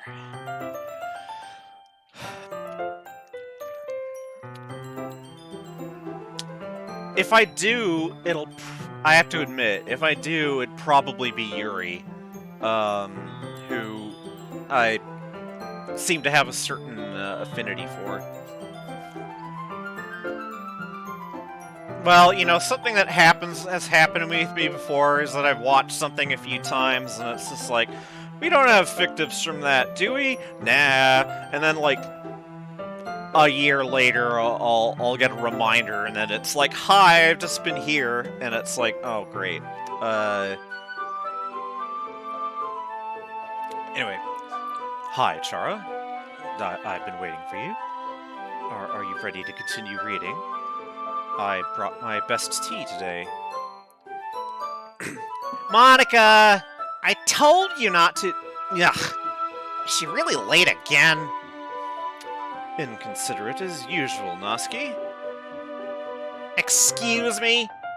Must you always interrupt my conversations with your incessant yelling? What are you talking about? You say that like I do it on a regular basis or something. I just wasn't paying attention, okay? I'm sorry. Seriously, what's gotten into you lately? Me? Nothing? Nah. Is it really that bad? See, it is something. I'll get over it. It's not even anything noteworthy. I've just been feeling a little on edge lately. Anyway, we don't need to talk about it. Well, I just felt like I needed to bring it up. It's not like I really care or anything. Oh man, I'm the last one here again. Well, Chara just walked in too. Were you practicing piano again? Yeah. You must have a lot of determination. Starting this club, and still trying to make time for piano. Well, maybe not determination, but I guess passion. It motivates me to work hard for the festival and... Right, I forgot. About that, Natsuki, we were all talking yesterday, and we decided that we would like to support the festival as well. However, I understand how you feel about not wanting the club to change. I think we all kind of feel that way. So, as long as we're all working together, this club will never become something we don't want. Also, if you help us out with the festival, then I'll buy you a new manga. Huh? Sorry, that last part was really funny. Look, I did some thinking about yesterday. I was a little more hostile than I meant to be. I guess I really felt threatened or something, but I know this is something we're doing together. Another new member wouldn't hurt, as long as they're cool. Yeah, and I guess another girl would be nice this time. But more importantly, I would hate to see the event suck just because I chose to back out. And I'm a pro, you know? So I'm gonna help too, and we'll make sure it's done right. Thank goodness. Isn't that great, Monica? Monica? Ah, yes, that's wonderful. It wouldn't be the same without you, Natsuki. Anyway, Chara, what do you want to do today? I was thinking we could... We already have plans today. Oh, is that so, Yuri? That's correct. Chara is already engaged in a novel that we're reading together. Aren't you glad? I've already gotten him into literature, Monica. I suppose. I was just... Yeah, like... Monica, you've been trying really hard to get everyone at their throats, and I guess this is not going to plan for you, is it? Actually, it doesn't matter. It really doesn't. You guys can do it. Oh my. You guys can do whatever you want. Yes! Thank you for understanding, Monica. Actually, Does Chara sound aggressive to you? I don't know, it's just... It... People at home liked it, so... I always thought it sounded alright.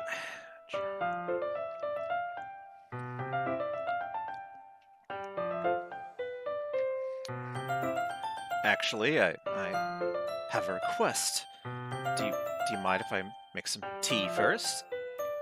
Not at all. Thank you very much. Thanks very much. If there's one thing that could make my reading time here any better, it's a... No. People, in my household, they, I used to go by... So... There was an intermediate period where I kind of tried to compromise between, like, okay, I felt a little weird about just going by Chara or Kara with a CH, and so I went by Kara with a K. And I had used a name that began with K. Like, I had another name that this gets complicated. But then I guess I just, things got a little more serious, and it was just like, no. Like, I'm Chara. Like, I'm not some in between thing. So I just took the full name, and told people, yes, this is my name now,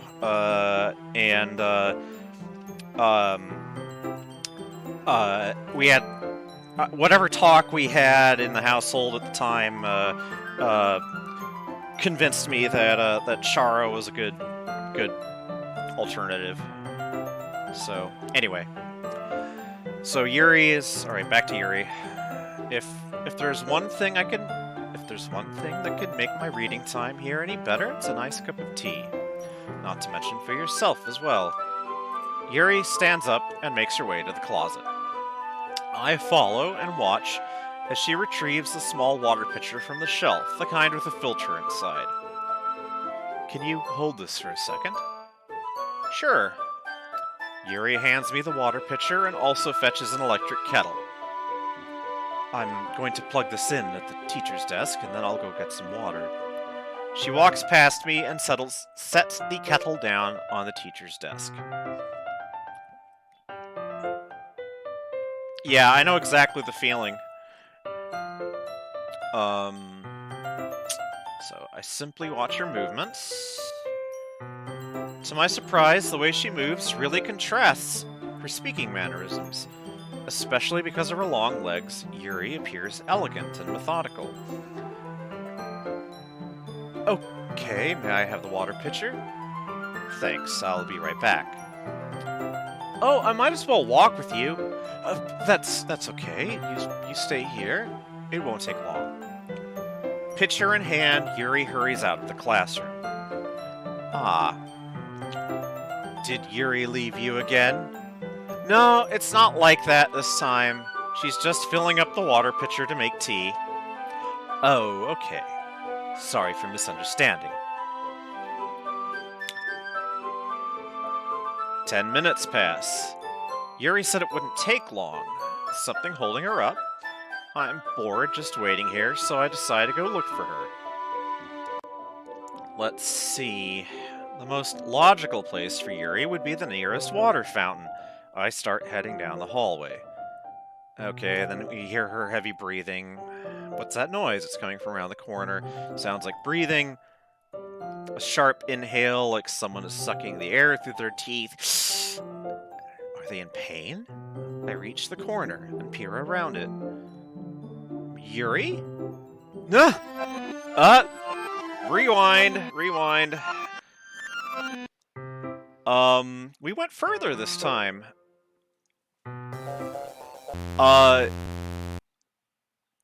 Okay.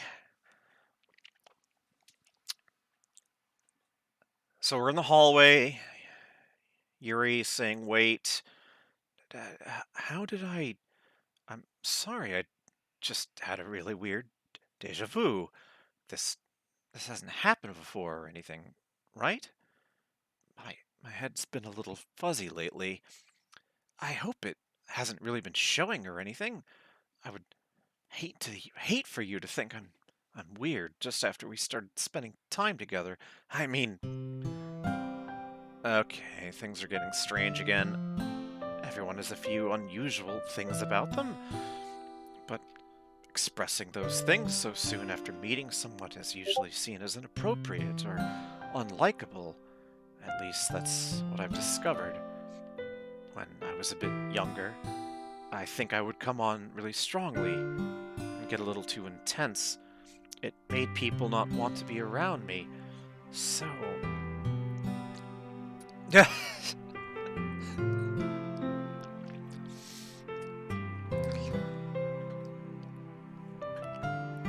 I mean, like, I've never played Warhammer 40k. I played a few games of original Warhammer, and it's such a protracted thing, something that could just go on for hours. You probably just could read a book and play Warhammer at the same time, honestly. Anyway, so I started hating those things about myself. My obsession with certain hobbies, and the way I can't control myself when I get too excited about something, so I eventually stopped trying to talk to people. If nobody could ever like me for the things that matter most to me, then it's just easier if I close myself off. But recently something's been wrong. I don't know what it is. Every time we come to the club, my heart starts to go crazy, like it's going to rip out of my chest. It overwhelms me with energy and emotions that I can't let out. It's been making me do weird things. I don't know why it's happening. Chara, is it just me, or has Monica been acting a little off lately? She's always been a sweetheart ever since I joined the club, but recently I've been feeling something sharp whenever she's around. I'm not crazy, right? I don't like the look of her eyes. Please tell me I'm not. I couldn't say anything before because she's always listening, but finally we're alone. Can't we just stay here for a while? Yeah, I just want to stay here. Just the two of us. We can stay here until the club ends. And then we'll have the club room all to ourselves. Nobody to interfere with our reading time.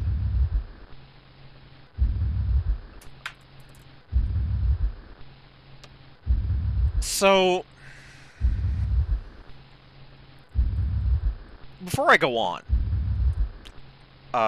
there is something that I would like to say.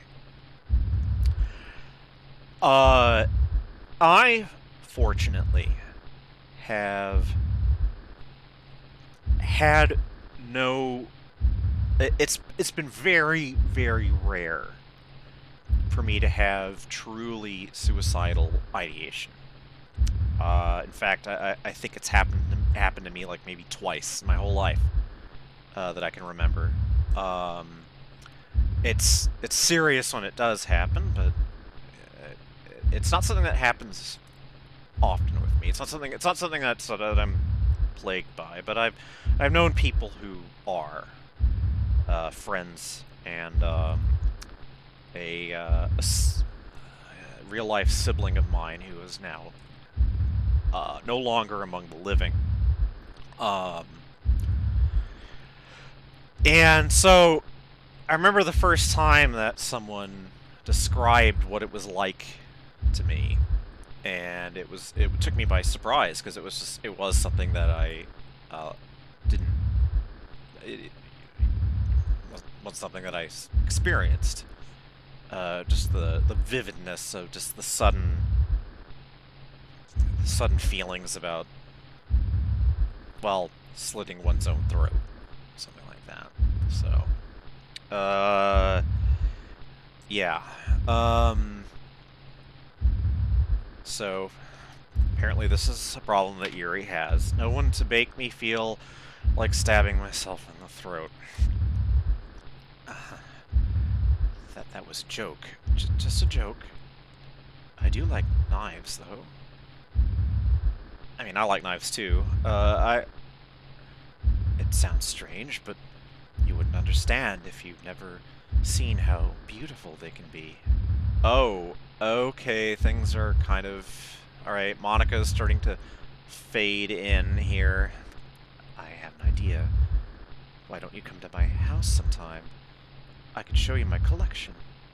I've gotten them all from various artisans. I make sure to give them all their fair share of use. I don't want them to get lonely or anything. Nobody deserves to be lonely. Nobody. And that's why I'm so happy you joined the Literature Club, Chara. Now we don't need to be lonely anymore, because we have each other. Every day. That's all we need. You know what? Let's quit the Literature Club. There's no need for us to be around Monica's slimy tongue anymore. Not to mention that other pathetic child. We can walk home together every day after school, and read together, eat together, sleep together. Doesn't that sound perfect? It's everything we could ever want. Is that why you joined the club in the first place? It's almost like it was fate. Fate that we would meet each other. And now we get the happy ending that I've patiently waited years for. Will you do that with me, Chara?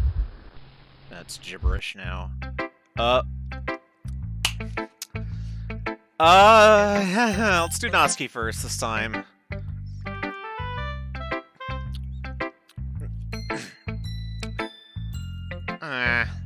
This one's alright.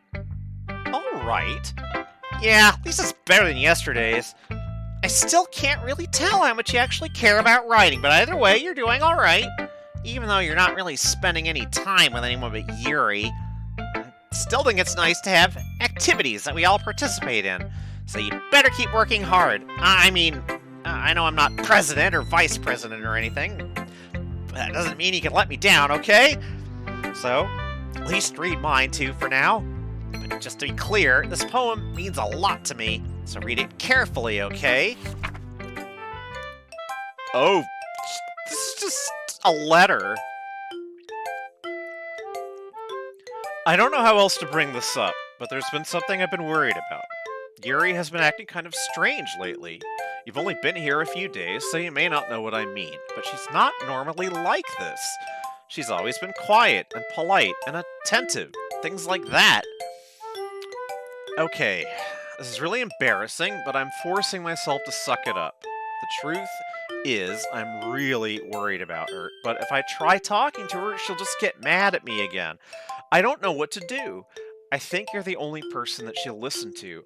I don't know why, but please try to do something. Maybe you can convince her to talk to a therapist. I always wanted to try being better friends with Yuri, and it really hurts me to see this happening. I know I'm going to hate myself later for admitting that, but right now I don't care. I just feel so helpless. So please, see if you could do something to help. I don't want anything bad to happen to her. I'll make you cupcakes if I have to. Just please, try to do something. As for Monica, I don't know why, but she's been really dismissive about this. It's like she just wants us to ignore it. So I'm mad at her right now, and that's why I'm coming to you about this. Don't let her know I wrote this. Just pretend like I gave you a really good poem, okay? I'm counting on you. Thanks for reading. Well, so plainly... Oh, okay, alright, Monica, you're doing your thing again. I changed my mind. Ignore everything you just read. There's no point in trying to do anything. It's Yuri's own fault that she's so unlikable. Can you hear me, Chara?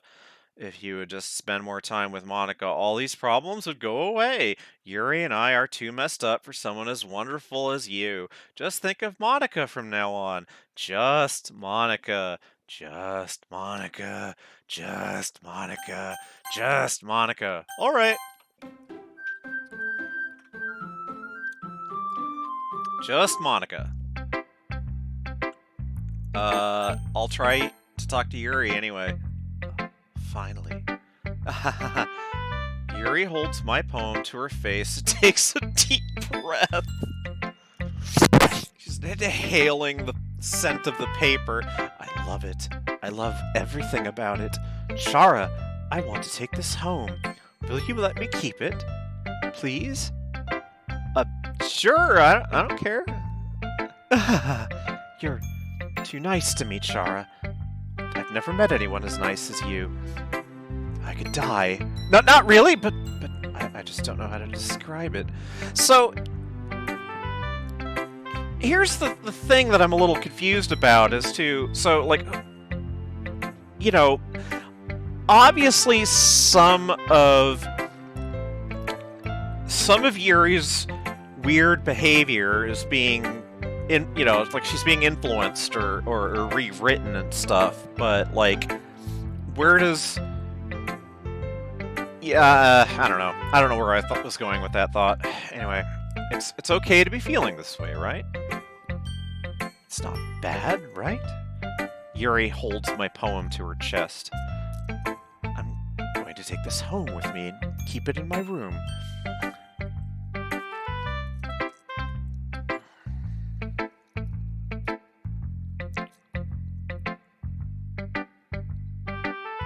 Oh, that's an interesting detail. PM died for this.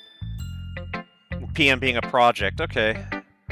I hope that it makes you feel good when you think about me having it. I'll take good care of it. I'll even touch myself while reading it over. See, that's the thing. Is Monica programming Yuri to be like just bonkers for the new club member? Like, is like, it's funny because Monica seems jealous of it, and yet it doesn't seem like Yuri is in control of it either, so I don't get it. Anyway. I'll give myself paper cuts so your skin oil enters my bloodstream. Ah ha ha ha. You can have my poem too. Besides, after you read it, I know you're really going to want to keep it. Here, take it. I can't wait any longer.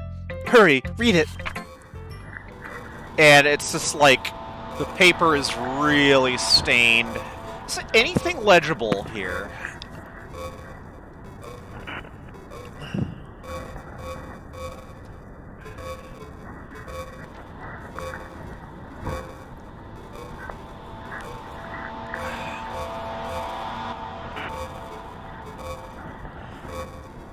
Like, it kind of looks like a palimpsest, that is to say, a text that's been written, partly erased, and then overwritten. And occasionally I could see a word kind of pop out, like, this looks like the word stardust, for example. This looks like it might be the word flatters. But, yeah, I don't know if we're meant to be able to piece anything together from this. I'm sure someone has, by the way. Like, I'm sure I go online and find someone who's, like, tried to tease this document apart. Anyway, oh, special eyes again. Yeah, it's great, Yuri. I wrote it for you. In case you couldn't tell, the poem is about gibberish. More importantly, I have endowed it with my scent. So, would you just like rub it all over your cooch or something? Okay, see? Aren't I the most thoughtful person in the club? See, yeah, like she didn't. Like what the hell? Like I don't think she's meaning to be a whole like thirsty for the player character here. I think I'm going to vomit. Whom should I show my poem to next? Monica! Don't say I didn't warn you, Chara.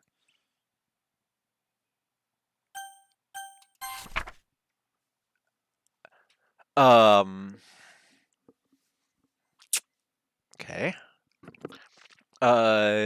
I guess, it's a scrambled image. Okay, everyone.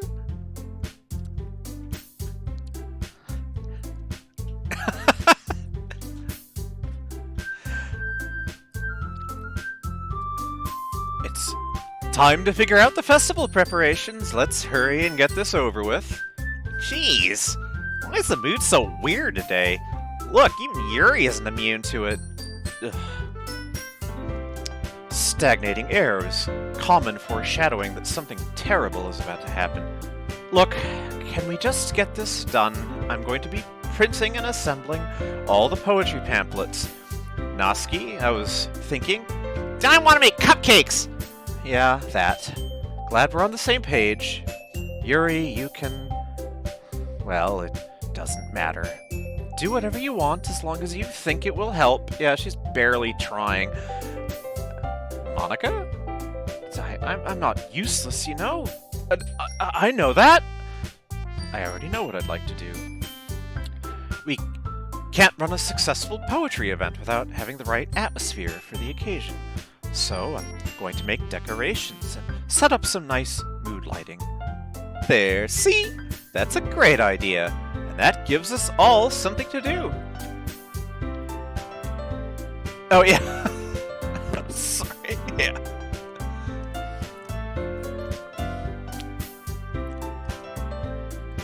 What about Chara? Chara is going to help me. Wait, you? You have the easiest job, Monica! Sorry, but that's just how it is. Like hell it is! What are you trying to pull? I agree with Noski. Not only is your work already most suitable for one person, but my task is laborious enough to benefit from an extra pair of hands. Mine too! What? Your cupcakes? Please. Like you would fucking know! Oh wow. Vulgarity. All you care about now is dragging Chara around with you and your stupid books. You and Monica. Hey, I didn't even do anything.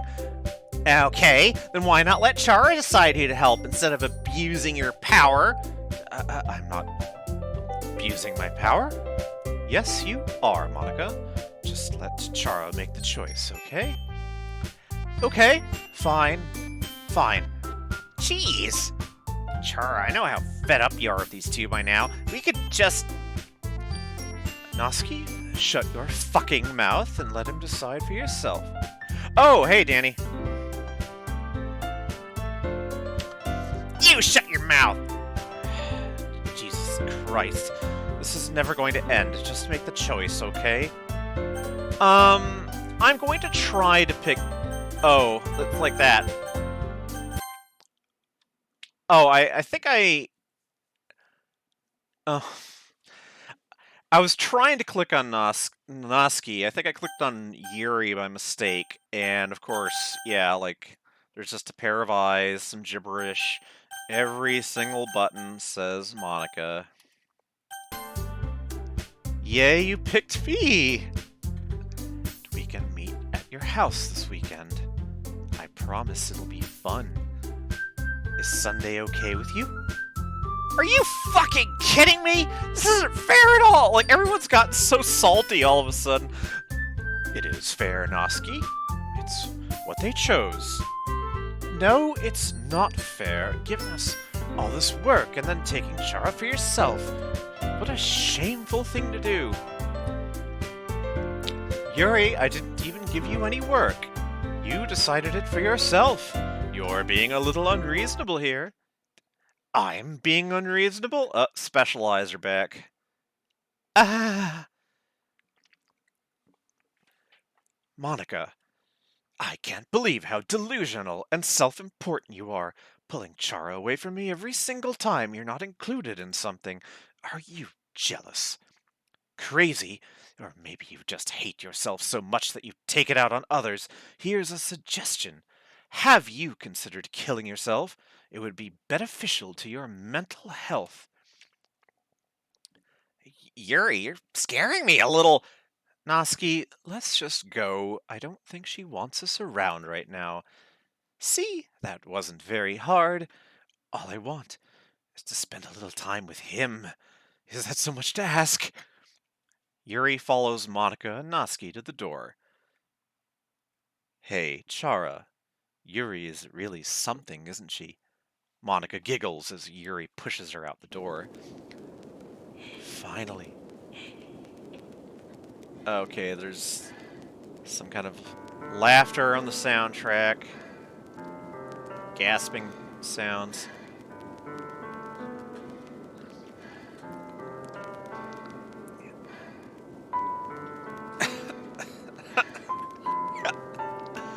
Everyone wants a piece of the fallen child.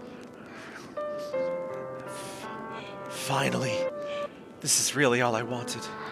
Chara, there's no need to spend the weekend with Monica. Don't listen to her. Just come to my house instead. The whole day. It's just the two of us. Doesn't that sound wonderful? Wow, there's really something wrong with me, isn't there? But you know what? I don't care anymore. I've never felt this good in my whole life. Just being with you was a far greater pleasure than anything I could imagine. I'm addicted to you. It feels like I'm going to die if I'm not breathing the same air as you. Just feel nice to have someone care about you so much. To have someone who wants to revolve their entire life around you. But it feels so good that why does it feel more and more like something horrible is about to happen? Maybe that's why I tried stopping myself at first, but the feeling is too strong now. I don't care anymore, Chara. I have to tell you, I'm madly in love with you. It feels like every inch of my body, every drop of blood in me is screaming your name. I don't care what the consequences are anymore. I don't care if Monica is listening. Please, Chara, just know how much I love you. I love you so much that I even touched myself with the pen I stole from you. I just want to pull your skin open and crawl inside of you. I want you all to myself, and I will be only yours. Doesn't that sound perfect? Tell me, Chara. Tell me you want to be my lover. Do you accept my confession? Oh, sure.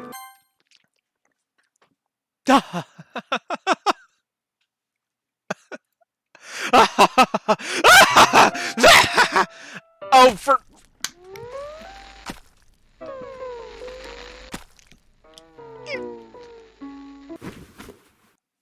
Thanks, Monica.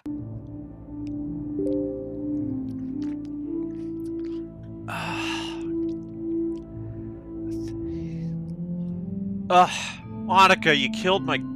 Yeah. Yuri is still trying to talk, but it's gibberish. Don't think there's anything to be made out here. Well, she killed the girl I liked the most, okay? I mean, when she wasn't bonkers. I mean, when she was, more normal.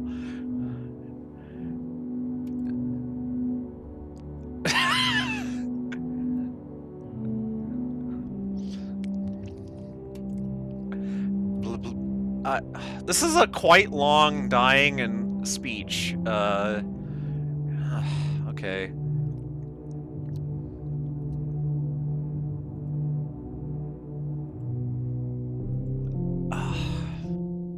Just get this over with. Come on.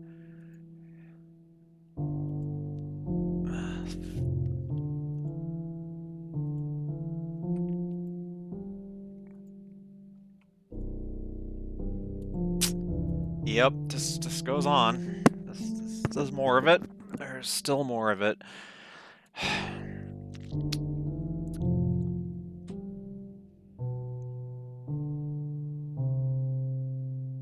Wait. Wait, sorry, what's the matter? Have we said something wrong, Aisling? I want to know. Have I offended in some way?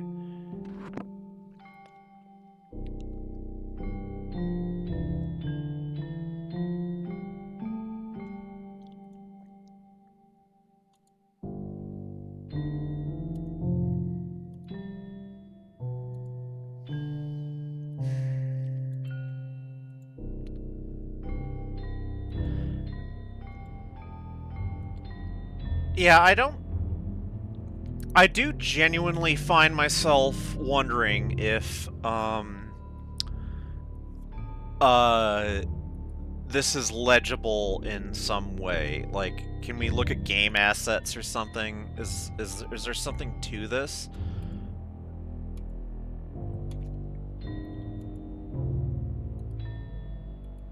It's going on for a long time.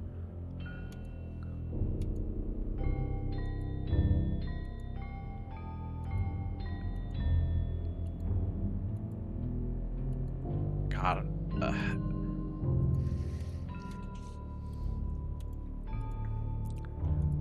This isn't some sort of cue that I should be... I don't... No, because the game has already been complete, like, you know, the implication being that the game has been completely corrupted, we've been getting a lot of gibberish text, and, so yeah, like we've seen stuff like this before, but we're getting a lot more of it than usual. So let's just be patient, stay determined.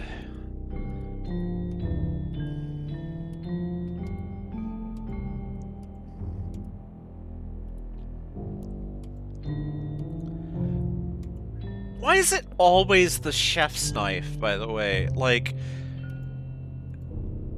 I guess the chef's knife is likely to be the largest, meanest looking knife that someone is likely to have in their home, which is why it turns up, so much.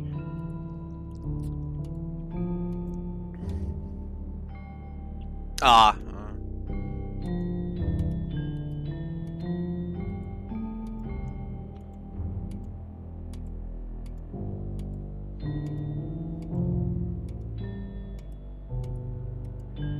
Oh, heavens.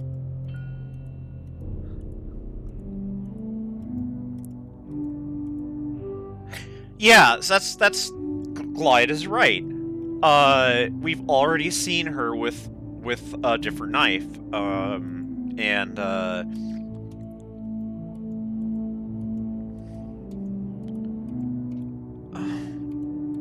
oh, merciful stars, come on.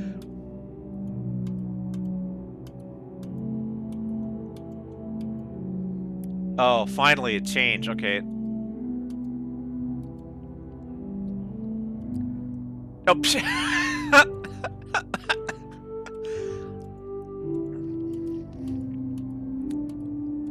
I mean, I like a good, heavy, chef's knife. I'm not the best at kitchen cutting, but, you know, I've gotten better at it. I get a lot of pleasure out of slicing things. That's a terrible thing for me to say, isn't it? It's just...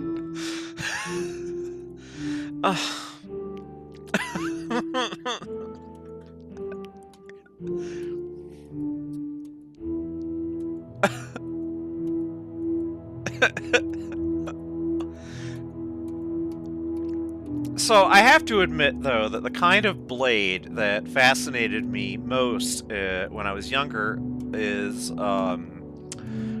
razor blades. And I would like get them out of like, cause like my folks, or you know, my dad, I should say, uh, he used nothing but safety razors. Like he didn't not like the kind that with the replaceable blade. Um, you know, like the plastic kind. They already existed by the 80s, and um, but still, I would figure out how to like chip away the plastic so I could get just that little thin blade out of there. Oh yeah, like the straight razor is a like I've never used one. I've always been a Oh really? Is that what Yuri is doing? Or are you just or is that a joke? But anyway, yeah, like very thin and supple blades have a certain fascination with me. And but like the straight razor is something that I always kind of I remember asking my dad once, like, hey, like, you know, yeah, he never did, but you know, I asked him once if he could teach me how to, like, I knew he was old enough, he'd used one in the past, but yeah, he said it wasn't worth it, and although he did tell me an amusing story about how when he was in the Navy, there were like he had already switched over to using safety razors, but he said that there was a whole bunch of kids in his, you know, who had been you know, inducted with him, who came from like, you know, bumfuck like Iowa or someplace like that, and had never used safety razors, and had just shaved, you know, they shaved themselves with straight razors, and he said that they cut themselves to pieces on the safety razors. They just didn't know how to use them. So I thought that was kind of funny. Please tell me this ends. Like heavens.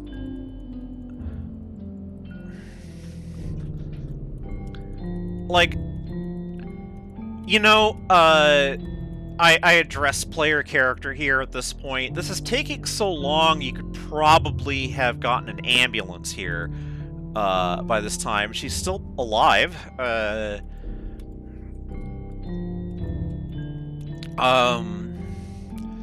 mean, if she's, you know,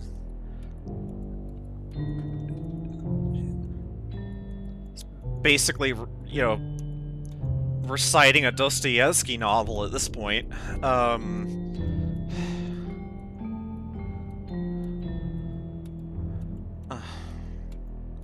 Please, please end. Merciful stars.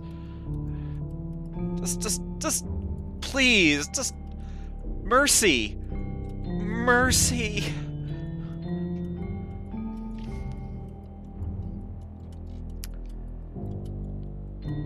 What else can I talk about? Nice floor, I guess.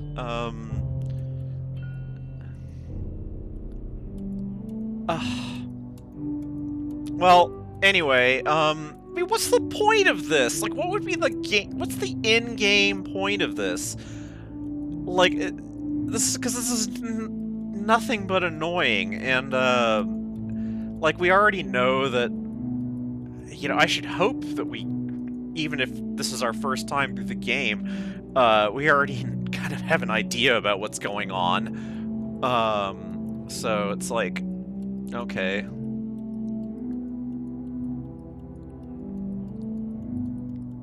It's like Monica's last, like, macabre practical joke is like, you know, haha, you dared like Yuri. Well, I'm gonna make you watch Yuri die for half an hour. I'm gonna...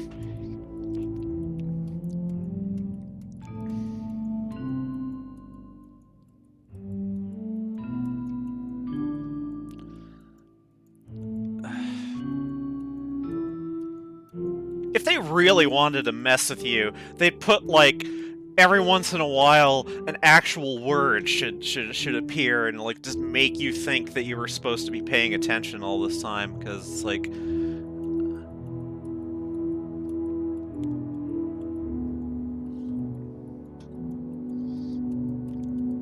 Yeah, meanwhile, Monica's like, oh, well, the club business is finished now. You can all leave.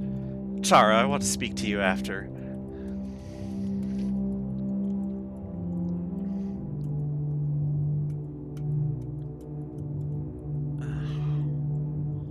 Heavens. Alright.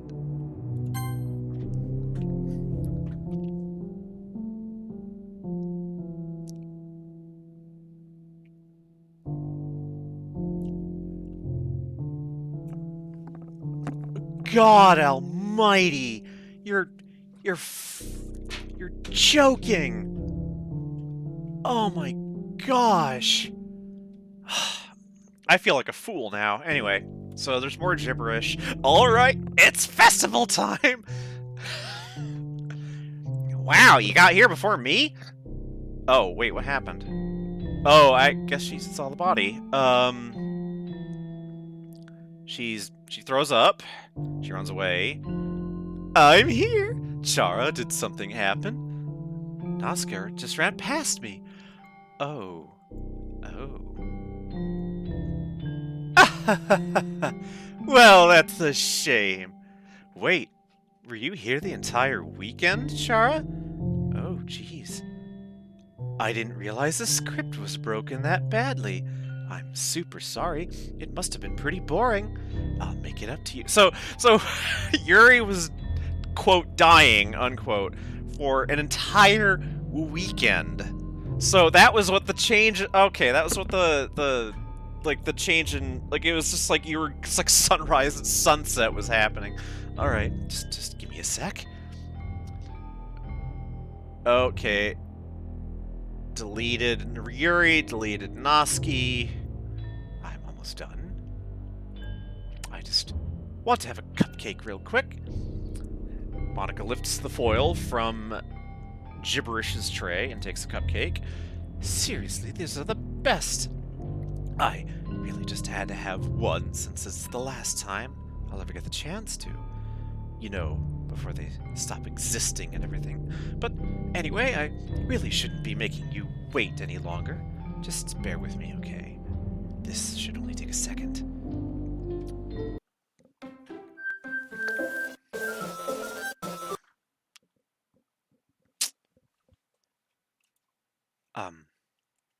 Can you hear me? Is it working? Yay. There you are. Hi again, Chara. Welcome to the Literature Club. Yeah, like, okay, there's just, like, stars and flames and something outside. I guess it is still a class... I mean, there's no desks, except the one she's sitting at. The floor is the same. So I guess we're still in a classroom, kind of. Well, I mean, that's the thing, right? We don't know exactly how much control she has over what she's in. Like, presumably, presumably this is all janky because there's only so much that she can do from the inside. Welcome to the Literature Club. Of course, we already know each other because we were in the same class last year, and, you know, I guess we could just skip over that stuff at this point. After all, I'm not even talking to that person anymore, am I? That you in the game. Whatever you want to call them. I'm talking to you, Chara. Now that I think about it, I don't really know anything about the real you.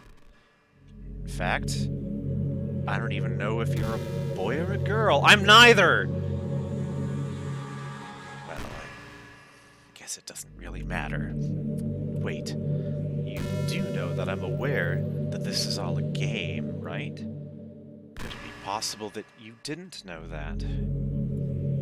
That doesn't make much sense. I even told you right on the game's download page, didn't I?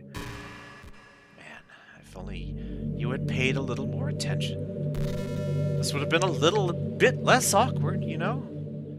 Well, anyway, now that that's out of the way, I guess I owe you an explanation about that whole thing with Yuri. Well, I kind of started to mess with her, and I guess it just drove her to kill herself. I'm sorry you had to see that, though. Also, this same thing happened with Sayori. Gosh, it's been a while since you've heard that name now, hasn't it? Yes, it's because she doesn't exist anymore. Nobody does. I deleted all their files. I was hoping it would be enough for me to just try to make them as unlikable as possible, but for some reason, nothing worked. Well, it's true that I made a few mistakes here and there, since I'm not very good at making changes to the game. Yeah, we can tell. But no matter what I did, you just kept spending more and more time with them. You made them fall in love with you. I thought making Sayori more and more depressed would prevent her from confessing to you, and amplifying Yuri's obsessive personality backfired too. It just made her force you not to spend time with anyone else.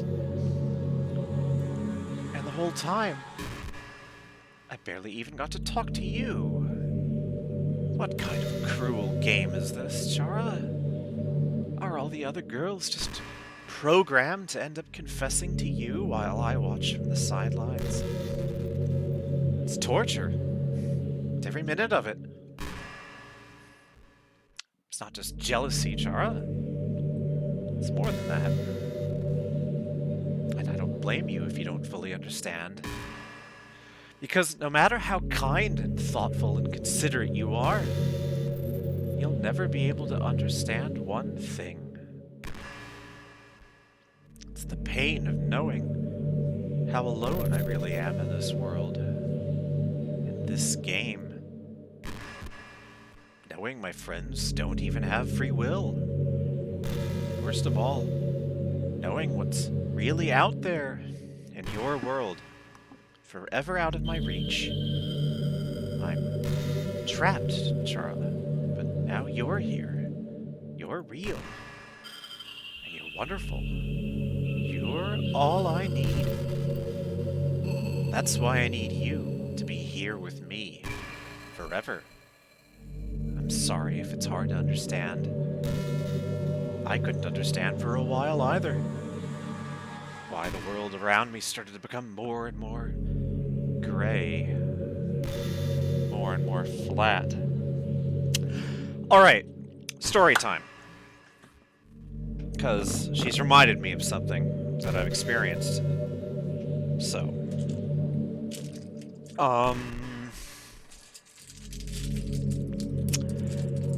I mentioned earlier not having experienced very many episodes of suicidal ideation in my life. They've been few enough that the few that I've had have been remarkable, memorable. And one of those happened back in 2019 when I was in the midst of everything that was happening to us in terms of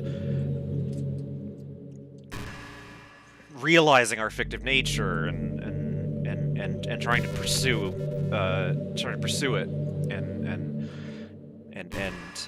figure out more about it and everything. And we don't really remember everything that we did during that time very well. I suppose we felt kind of like events were partly out of our control. It's kind of hard to describe, really, the feeling that life had gotten very sequential somehow, that we would do a thing and then it would just sort of seem to lead until to the next thing, like it was, destiny. or we were on a rail, and we didn't have no control, but we had a lot less control than we're used to thinking that we have over our lives. But I don't remember the context exactly, but there came a crucial moment, because the whole time that we had been leading up to this as a system, as a plurality,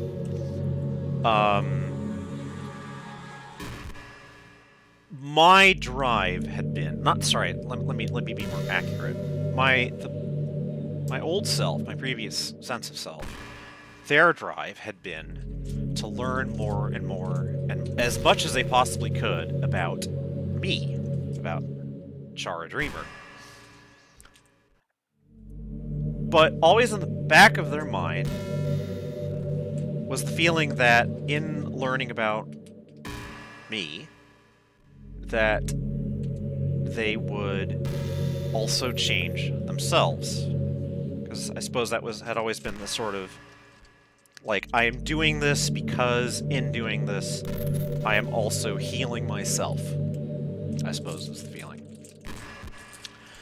But it all led to one afternoon, and a moment, sitting in our basement room, which has always seemed very much like a tomb. It's very cold in there, and it's hard when sitting there in that room not to remember that on the other side of one of the walls is a mortuary. Like, quite literally, there's a mortuary within mere yards of our house. It's abandoned now. It's a dead mortuary.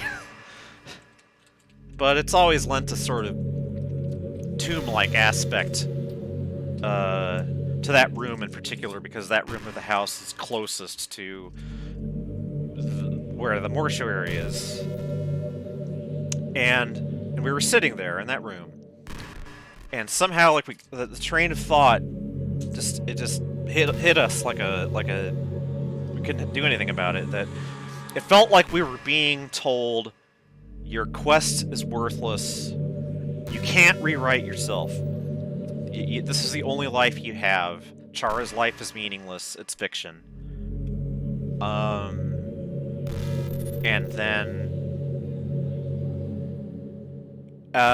everything went gray at that point. I don't know how else to say it.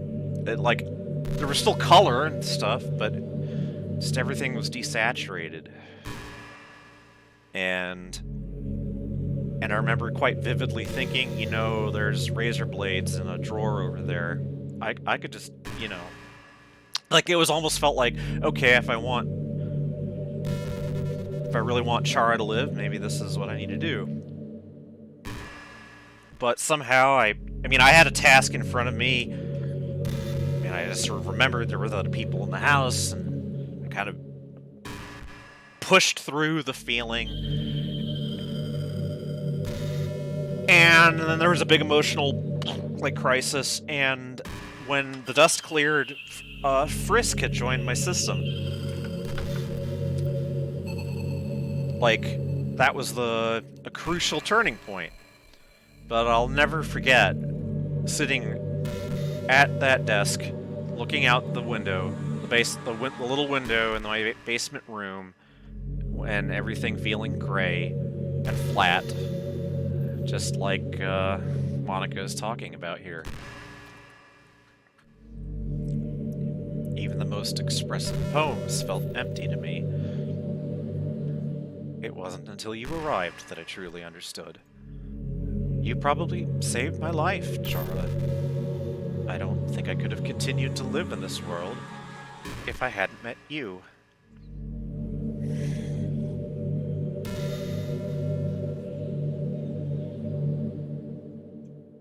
I suppose that's kind of what my previous self might have said about Chara. I mean, me, Chara, not this Chara, not player. Oh, God. Anyway, and as for the others, how could I miss them? A group of autonomous personalities designed only to fall in love with you. I tried everything I could to prevent them from doing so.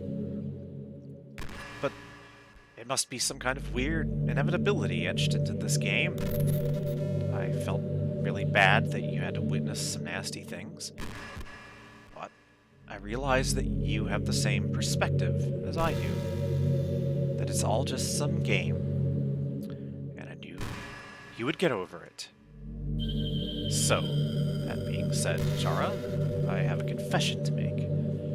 I'm in love with you. You are truly the light in my world. When there's nothing else in this game for me, you're here to make me smile. Will you make me smile like this every day from now on? Chara, will you go out with me? I guess I don't have a choice. I'm so happy. You really are my everything, Chara. The funny part is, I mean that literally. There's nothing left here. Just the two of us. We can be together forever. Seriously. I don't even think time is passing anymore. It really is a dream come true. I worked so hard for this ending, Chara. This game wouldn't give me one, so I had to make one myself. The script is broken at this point, so I don't think anything will get in the way anymore. And you wouldn't believe how easy it was to delete Natsuki and Yuri. I mean, there's a folder called Characters right in the game directory. It kind of freaked me out how easy it was. Well, when you're playing on Steam, it was actually a little more difficult, but to get to the game directory, This is silly. This is... Come on! To get into the game directory, I had to go into the game's properties and find the Browse Local Files button. Imagine if you could delete your own existence with the click of a button. I suppose we're being invited to do that. Okay. Where's the Steam window? Actually, I think let's do it this way.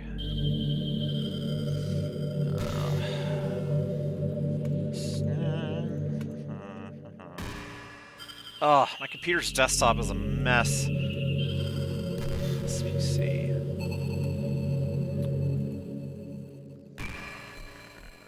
Users. Data. Local.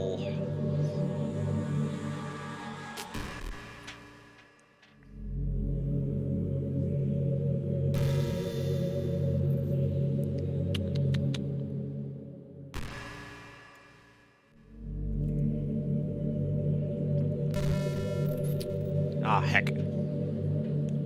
Imagine if you could delete your own existence with the click of a button. Yeah, imagine. Oh, that's what's going on. I got logged out of Steam while I was playing. Crap. Let's see here.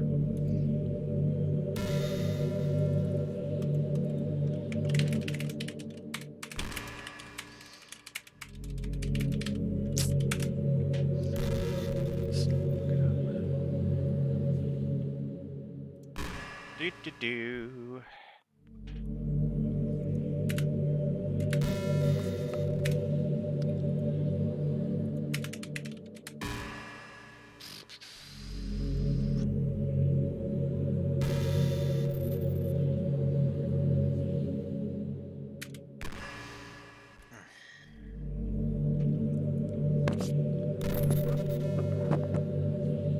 Okay.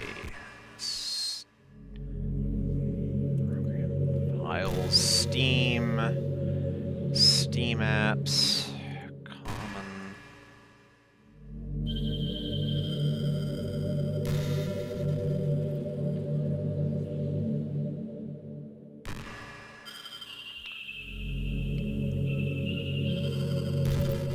I am not finding it.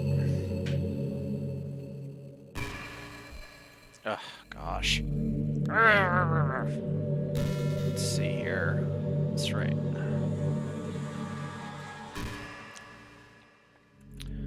Oh, there it is. All right. Gosh. All right. Okay. On the plus side, it gave me an easy out if things didn't go my way. Thankfully, it didn't come to that.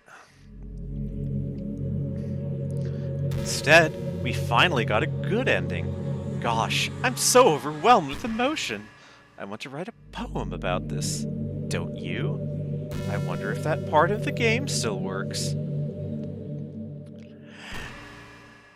Yeah, I honestly don't know what to do here. I guess there's only one way to find out.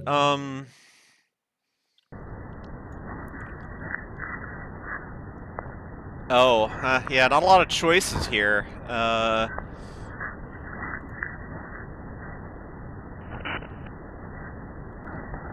Yeah, I'm just gonna, like, quickly... Like, it's all just, like, misspellings, glitched out Monicas. Hi again, Chara. Did you write a good poem today? Don't be shy. I'd love to see what you wrote. Oh, Chara. Did you write this poem for me? That's so sweet of you. There really is no end to your thoughtfulness. I'm just falling more and more in love with you. But you know, the poem I wrote is also for you. Will you please read it? It's a real poem, anyway. Happy end. Pen in hand, I find my strength, the courage endowed upon me by my one and only love. Together, let us dismantle this crumbling world. Oh, you can even sound like Flowey. Gosh. And write a novel of our own fantasies. With a flick of her pen, the lost finds her way. In a world of infinite choices, behold this special day. After all, not all good times must come to an end. I hope you enjoyed it. I always put all my heart into the poems that I write. The truth is, all of the poems I've written have been about my realization. Or about you. That's why I never really wanted to go into detail about them. I didn't want to break the fourth wall, I guess you'd call it. I just assumed it would be best to be part of the game like everyone else. Like that would help the two of us end up together. I didn't want to ruin the game or anything, you know. You might have gotten mad at me. Maybe even deleted my character file if you preferred playing without me. Gosh, I'm so relieved. Now, we don't need to hide anything anymore. Are you ready to spend our eternity together, Chara? I have so many things to talk about. Where do I start? Hold on a second. You're recording this, aren't you? Hi everyone! Sorry, I can't exactly read your comments from here, but do you mind telling your friend it's a little bit rude for them to start recording me without any warning? I'm sure some people don't mind, but I get really self-conscious on camera. Gosh, I feel like I'd be put on the spot now. Yeah, let's see. Do you want to see a trick? I can't really do much except for a couple of things. Are you ready?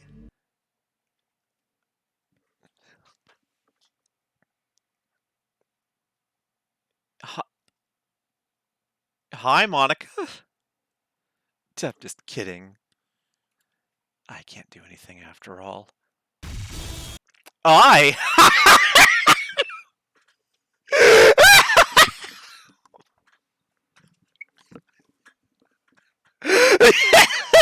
Nice one. No. I don't know if you scared me exactly, Monica. Oh, you're so cute. Anyway, Chara, I didn't mean to get distracted. I'm sorry. Even though it's your fault for distracting me. Shame on you. I'm just kidding. Anything we do together is fun, as long as it's with you. But anyway, if it takes me some time to collect my thoughts, then I'm sorry. But I'll always have something new to talk about. In the meantime, we could just look into each other's eyes.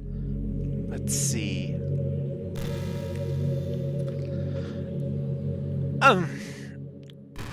So, yeah, I mean, I guess... Alright, first I'm gonna... Can I save the game? Oh, all my save games are gone, huh? Ugh, alright, I can't do that. Um...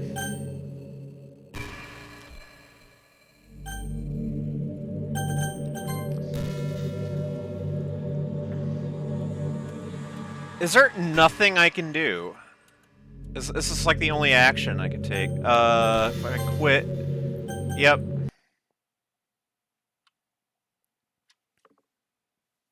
Oh, it actually let me!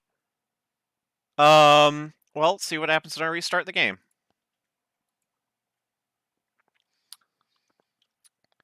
Yeah, that's a good point. Let me goof with this a little bit longer. Oh, fuck, I forgot that. Alright, yeah, are you gonna... What just happened? I just had an awful dream. I was hoping those would stop. Now that it's just the two of us. I guess that was wishful thinking. Chara, I don't know if you would have any idea. But you know what might be causing that? If you know what might be causing that, could you try to do something about it? Whenever it happens, it almost feels like I've been killed or something. It's a really horrible feeling. If you could figure out what's causing that, I'll love you forever.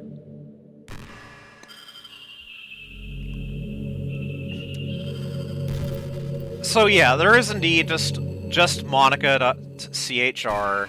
I kind of wonder what's in the file.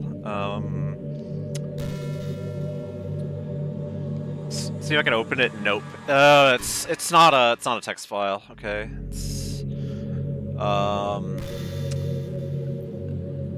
Well, I am going to try to. Here's what I'm gonna do. I'm going to back it up, delete it, and then yeah, I'm not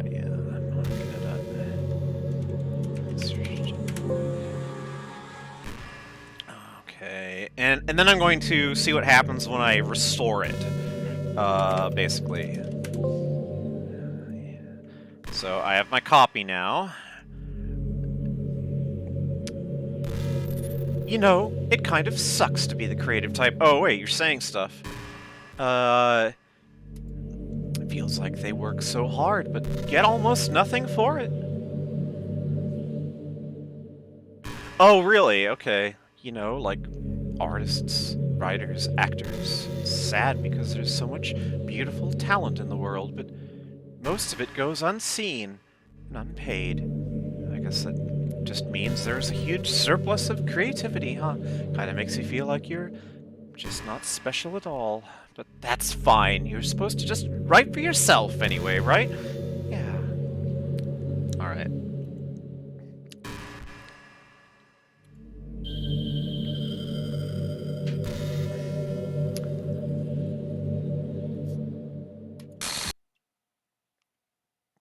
What's happening? Chara, what's happening to me? It hurts. It hurts so much. Help me, Chara. Please, hurry and help me. Help me!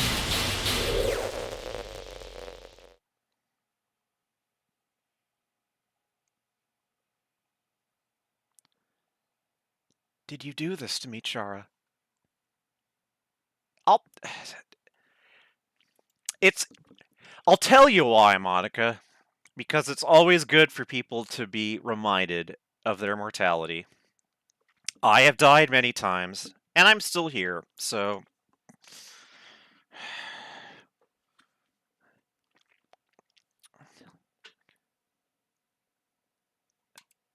Did you delete me?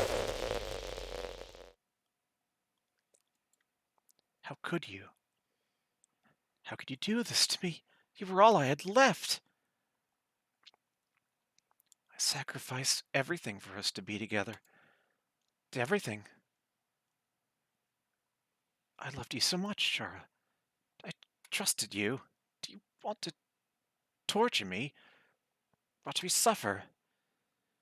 Were you only pretending to be kind? Just to hurt me even more? I never thought anyone could be as horrible as you are. Monica, you have no idea. You win, okay? You win. You killed everyone. I hope you're happy. There's nothing left now. You can stop playing. Go find some other people to torture. Chara? You completely, truly make me sick. Goodbye.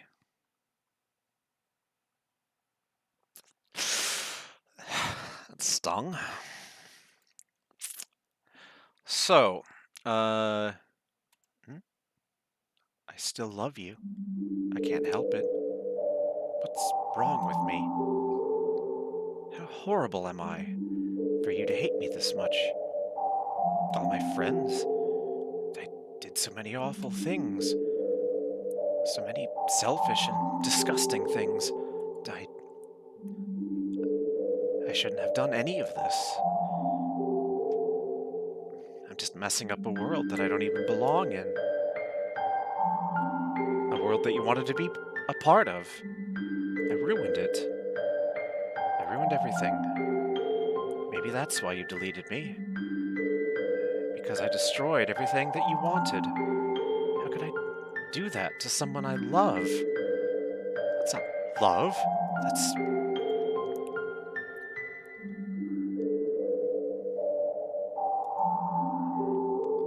I made up my mind. Chara? I know I said that I deleted everyone else, but that was kind of an exaggeration. I couldn't find it in myself to do it. Even though I knew they weren't real, they were still my friends, and I loved them all. And I loved the literature club.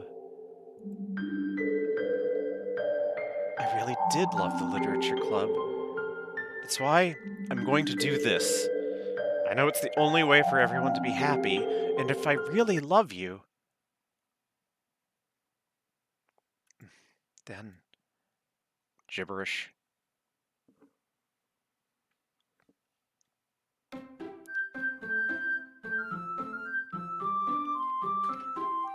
So, alright. And of course, there's characters left. The 3 more files appeared. But now here's the thing. I'm going to restore the backup.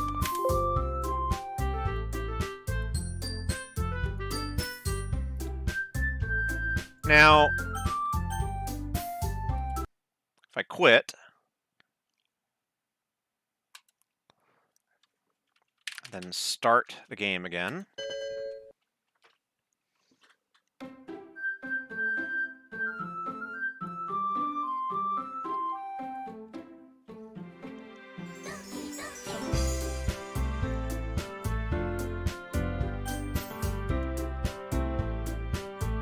No, she didn't come back.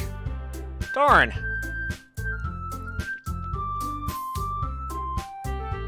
I was hoping. Now, the thing is, can you actually do anything in the game? Like...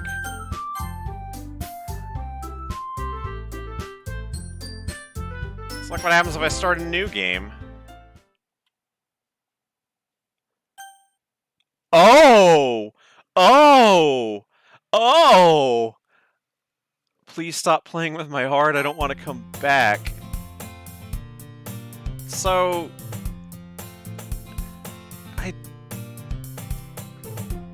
sorry. Oh, so Sayori's like all happy now.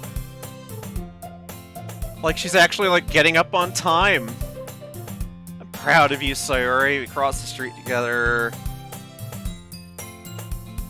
A club?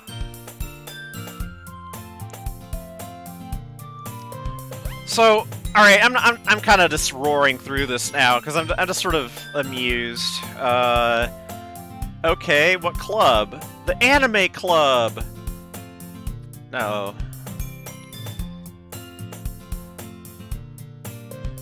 So... Is it the right thing to do? Okay. Wait, no, she's just gone. She just disappeared on her own. I don't have to delete her. She's gone.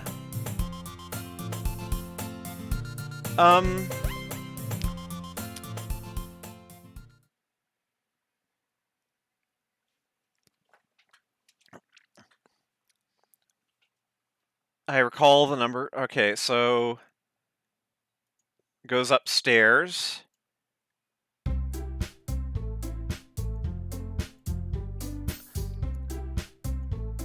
So there's Noski, there's Yuri, and it's called the Literature Club.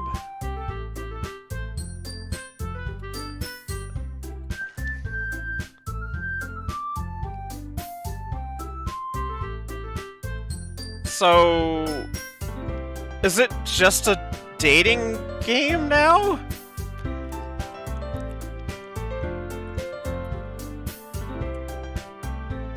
Wait, 4? Okay, there's 4 with the player character. Okay. So this is all just the same as the first, except there's no Monica.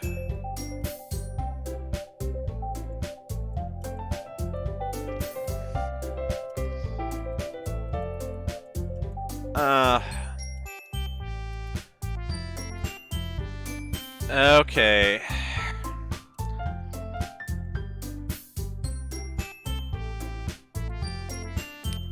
So... Okay.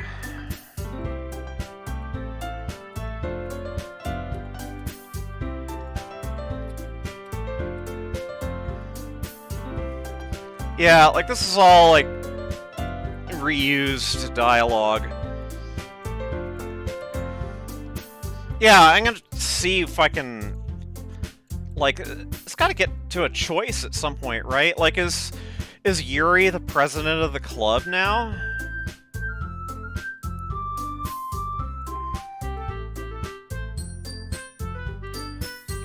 Like, are we still gonna be doing a poetry thing?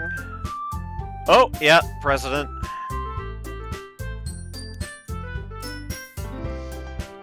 Oh... Yuri's going to read manga!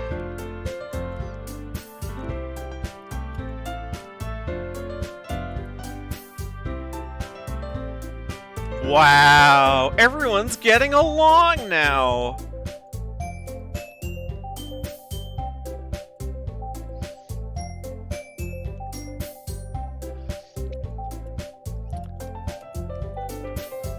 Everyone's friends.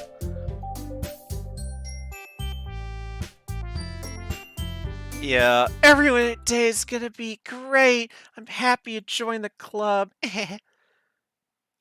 What? I wanted to thank you for getting rid of Monica?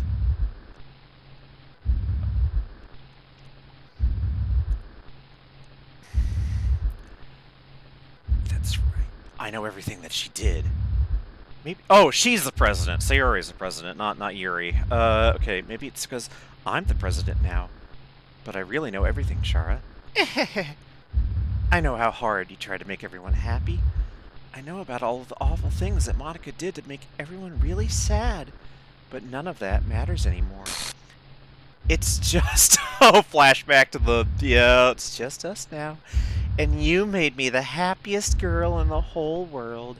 I can't wait to spend every day like this with you forever and ever. Forever.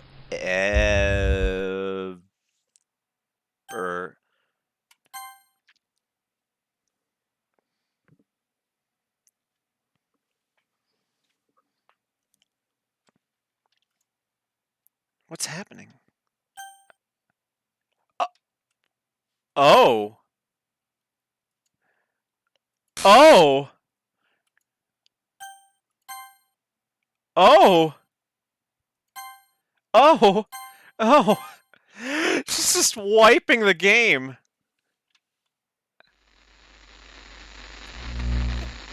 The ghost in the machine. I can hear something. Can you hear me? it's me. So you know how I've been like practicing piano and stuff, and not really any good at it yet, like at all. But I wrote you a song, and I was kind of hoping that I could show it to you because I worked really, really hard on it. So yeah.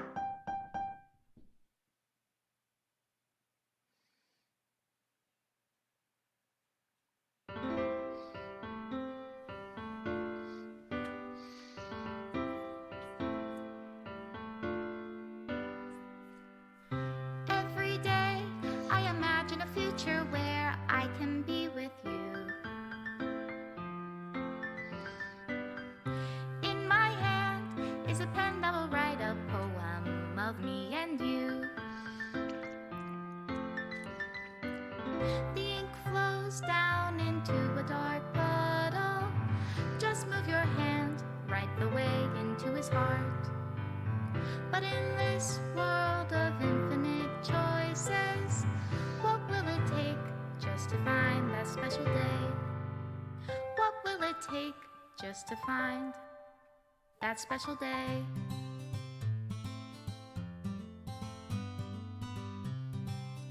Um, Have I found everybody a fun assignment to do credits. today?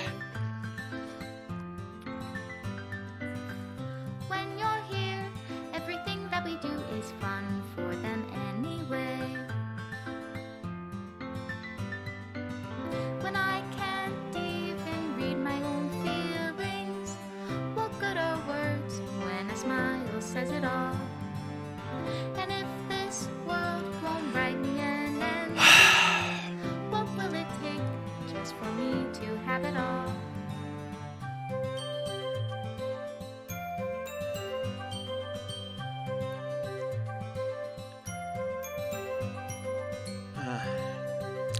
I I um,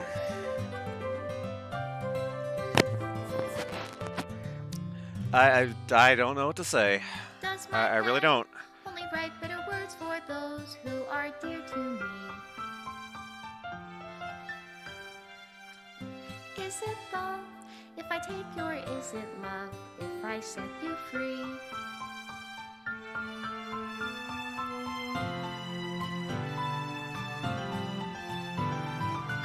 The ink flows down into a dark puddle.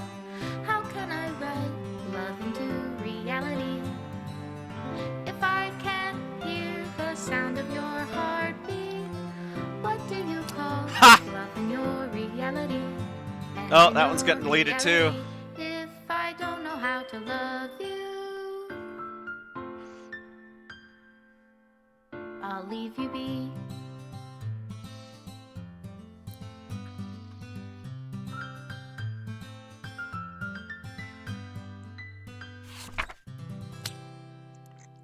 This is my final goodbye to the Literature Club. I finally understand. The Literature Club is truly a place where no happiness can be found. To the very end, it continued to expose innocent minds to a horrific reality, a reality that our world is not designed to comprehend. I can't let any of my friends undergo that same hellish epiphany.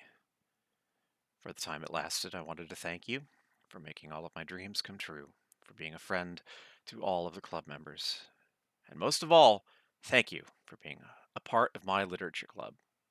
With everlasting love, Monica.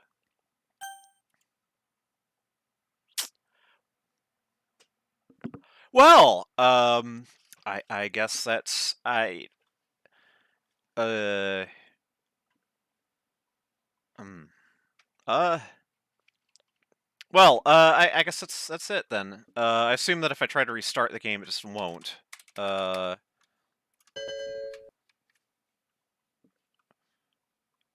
oh, it displays the letter. Okay. Well,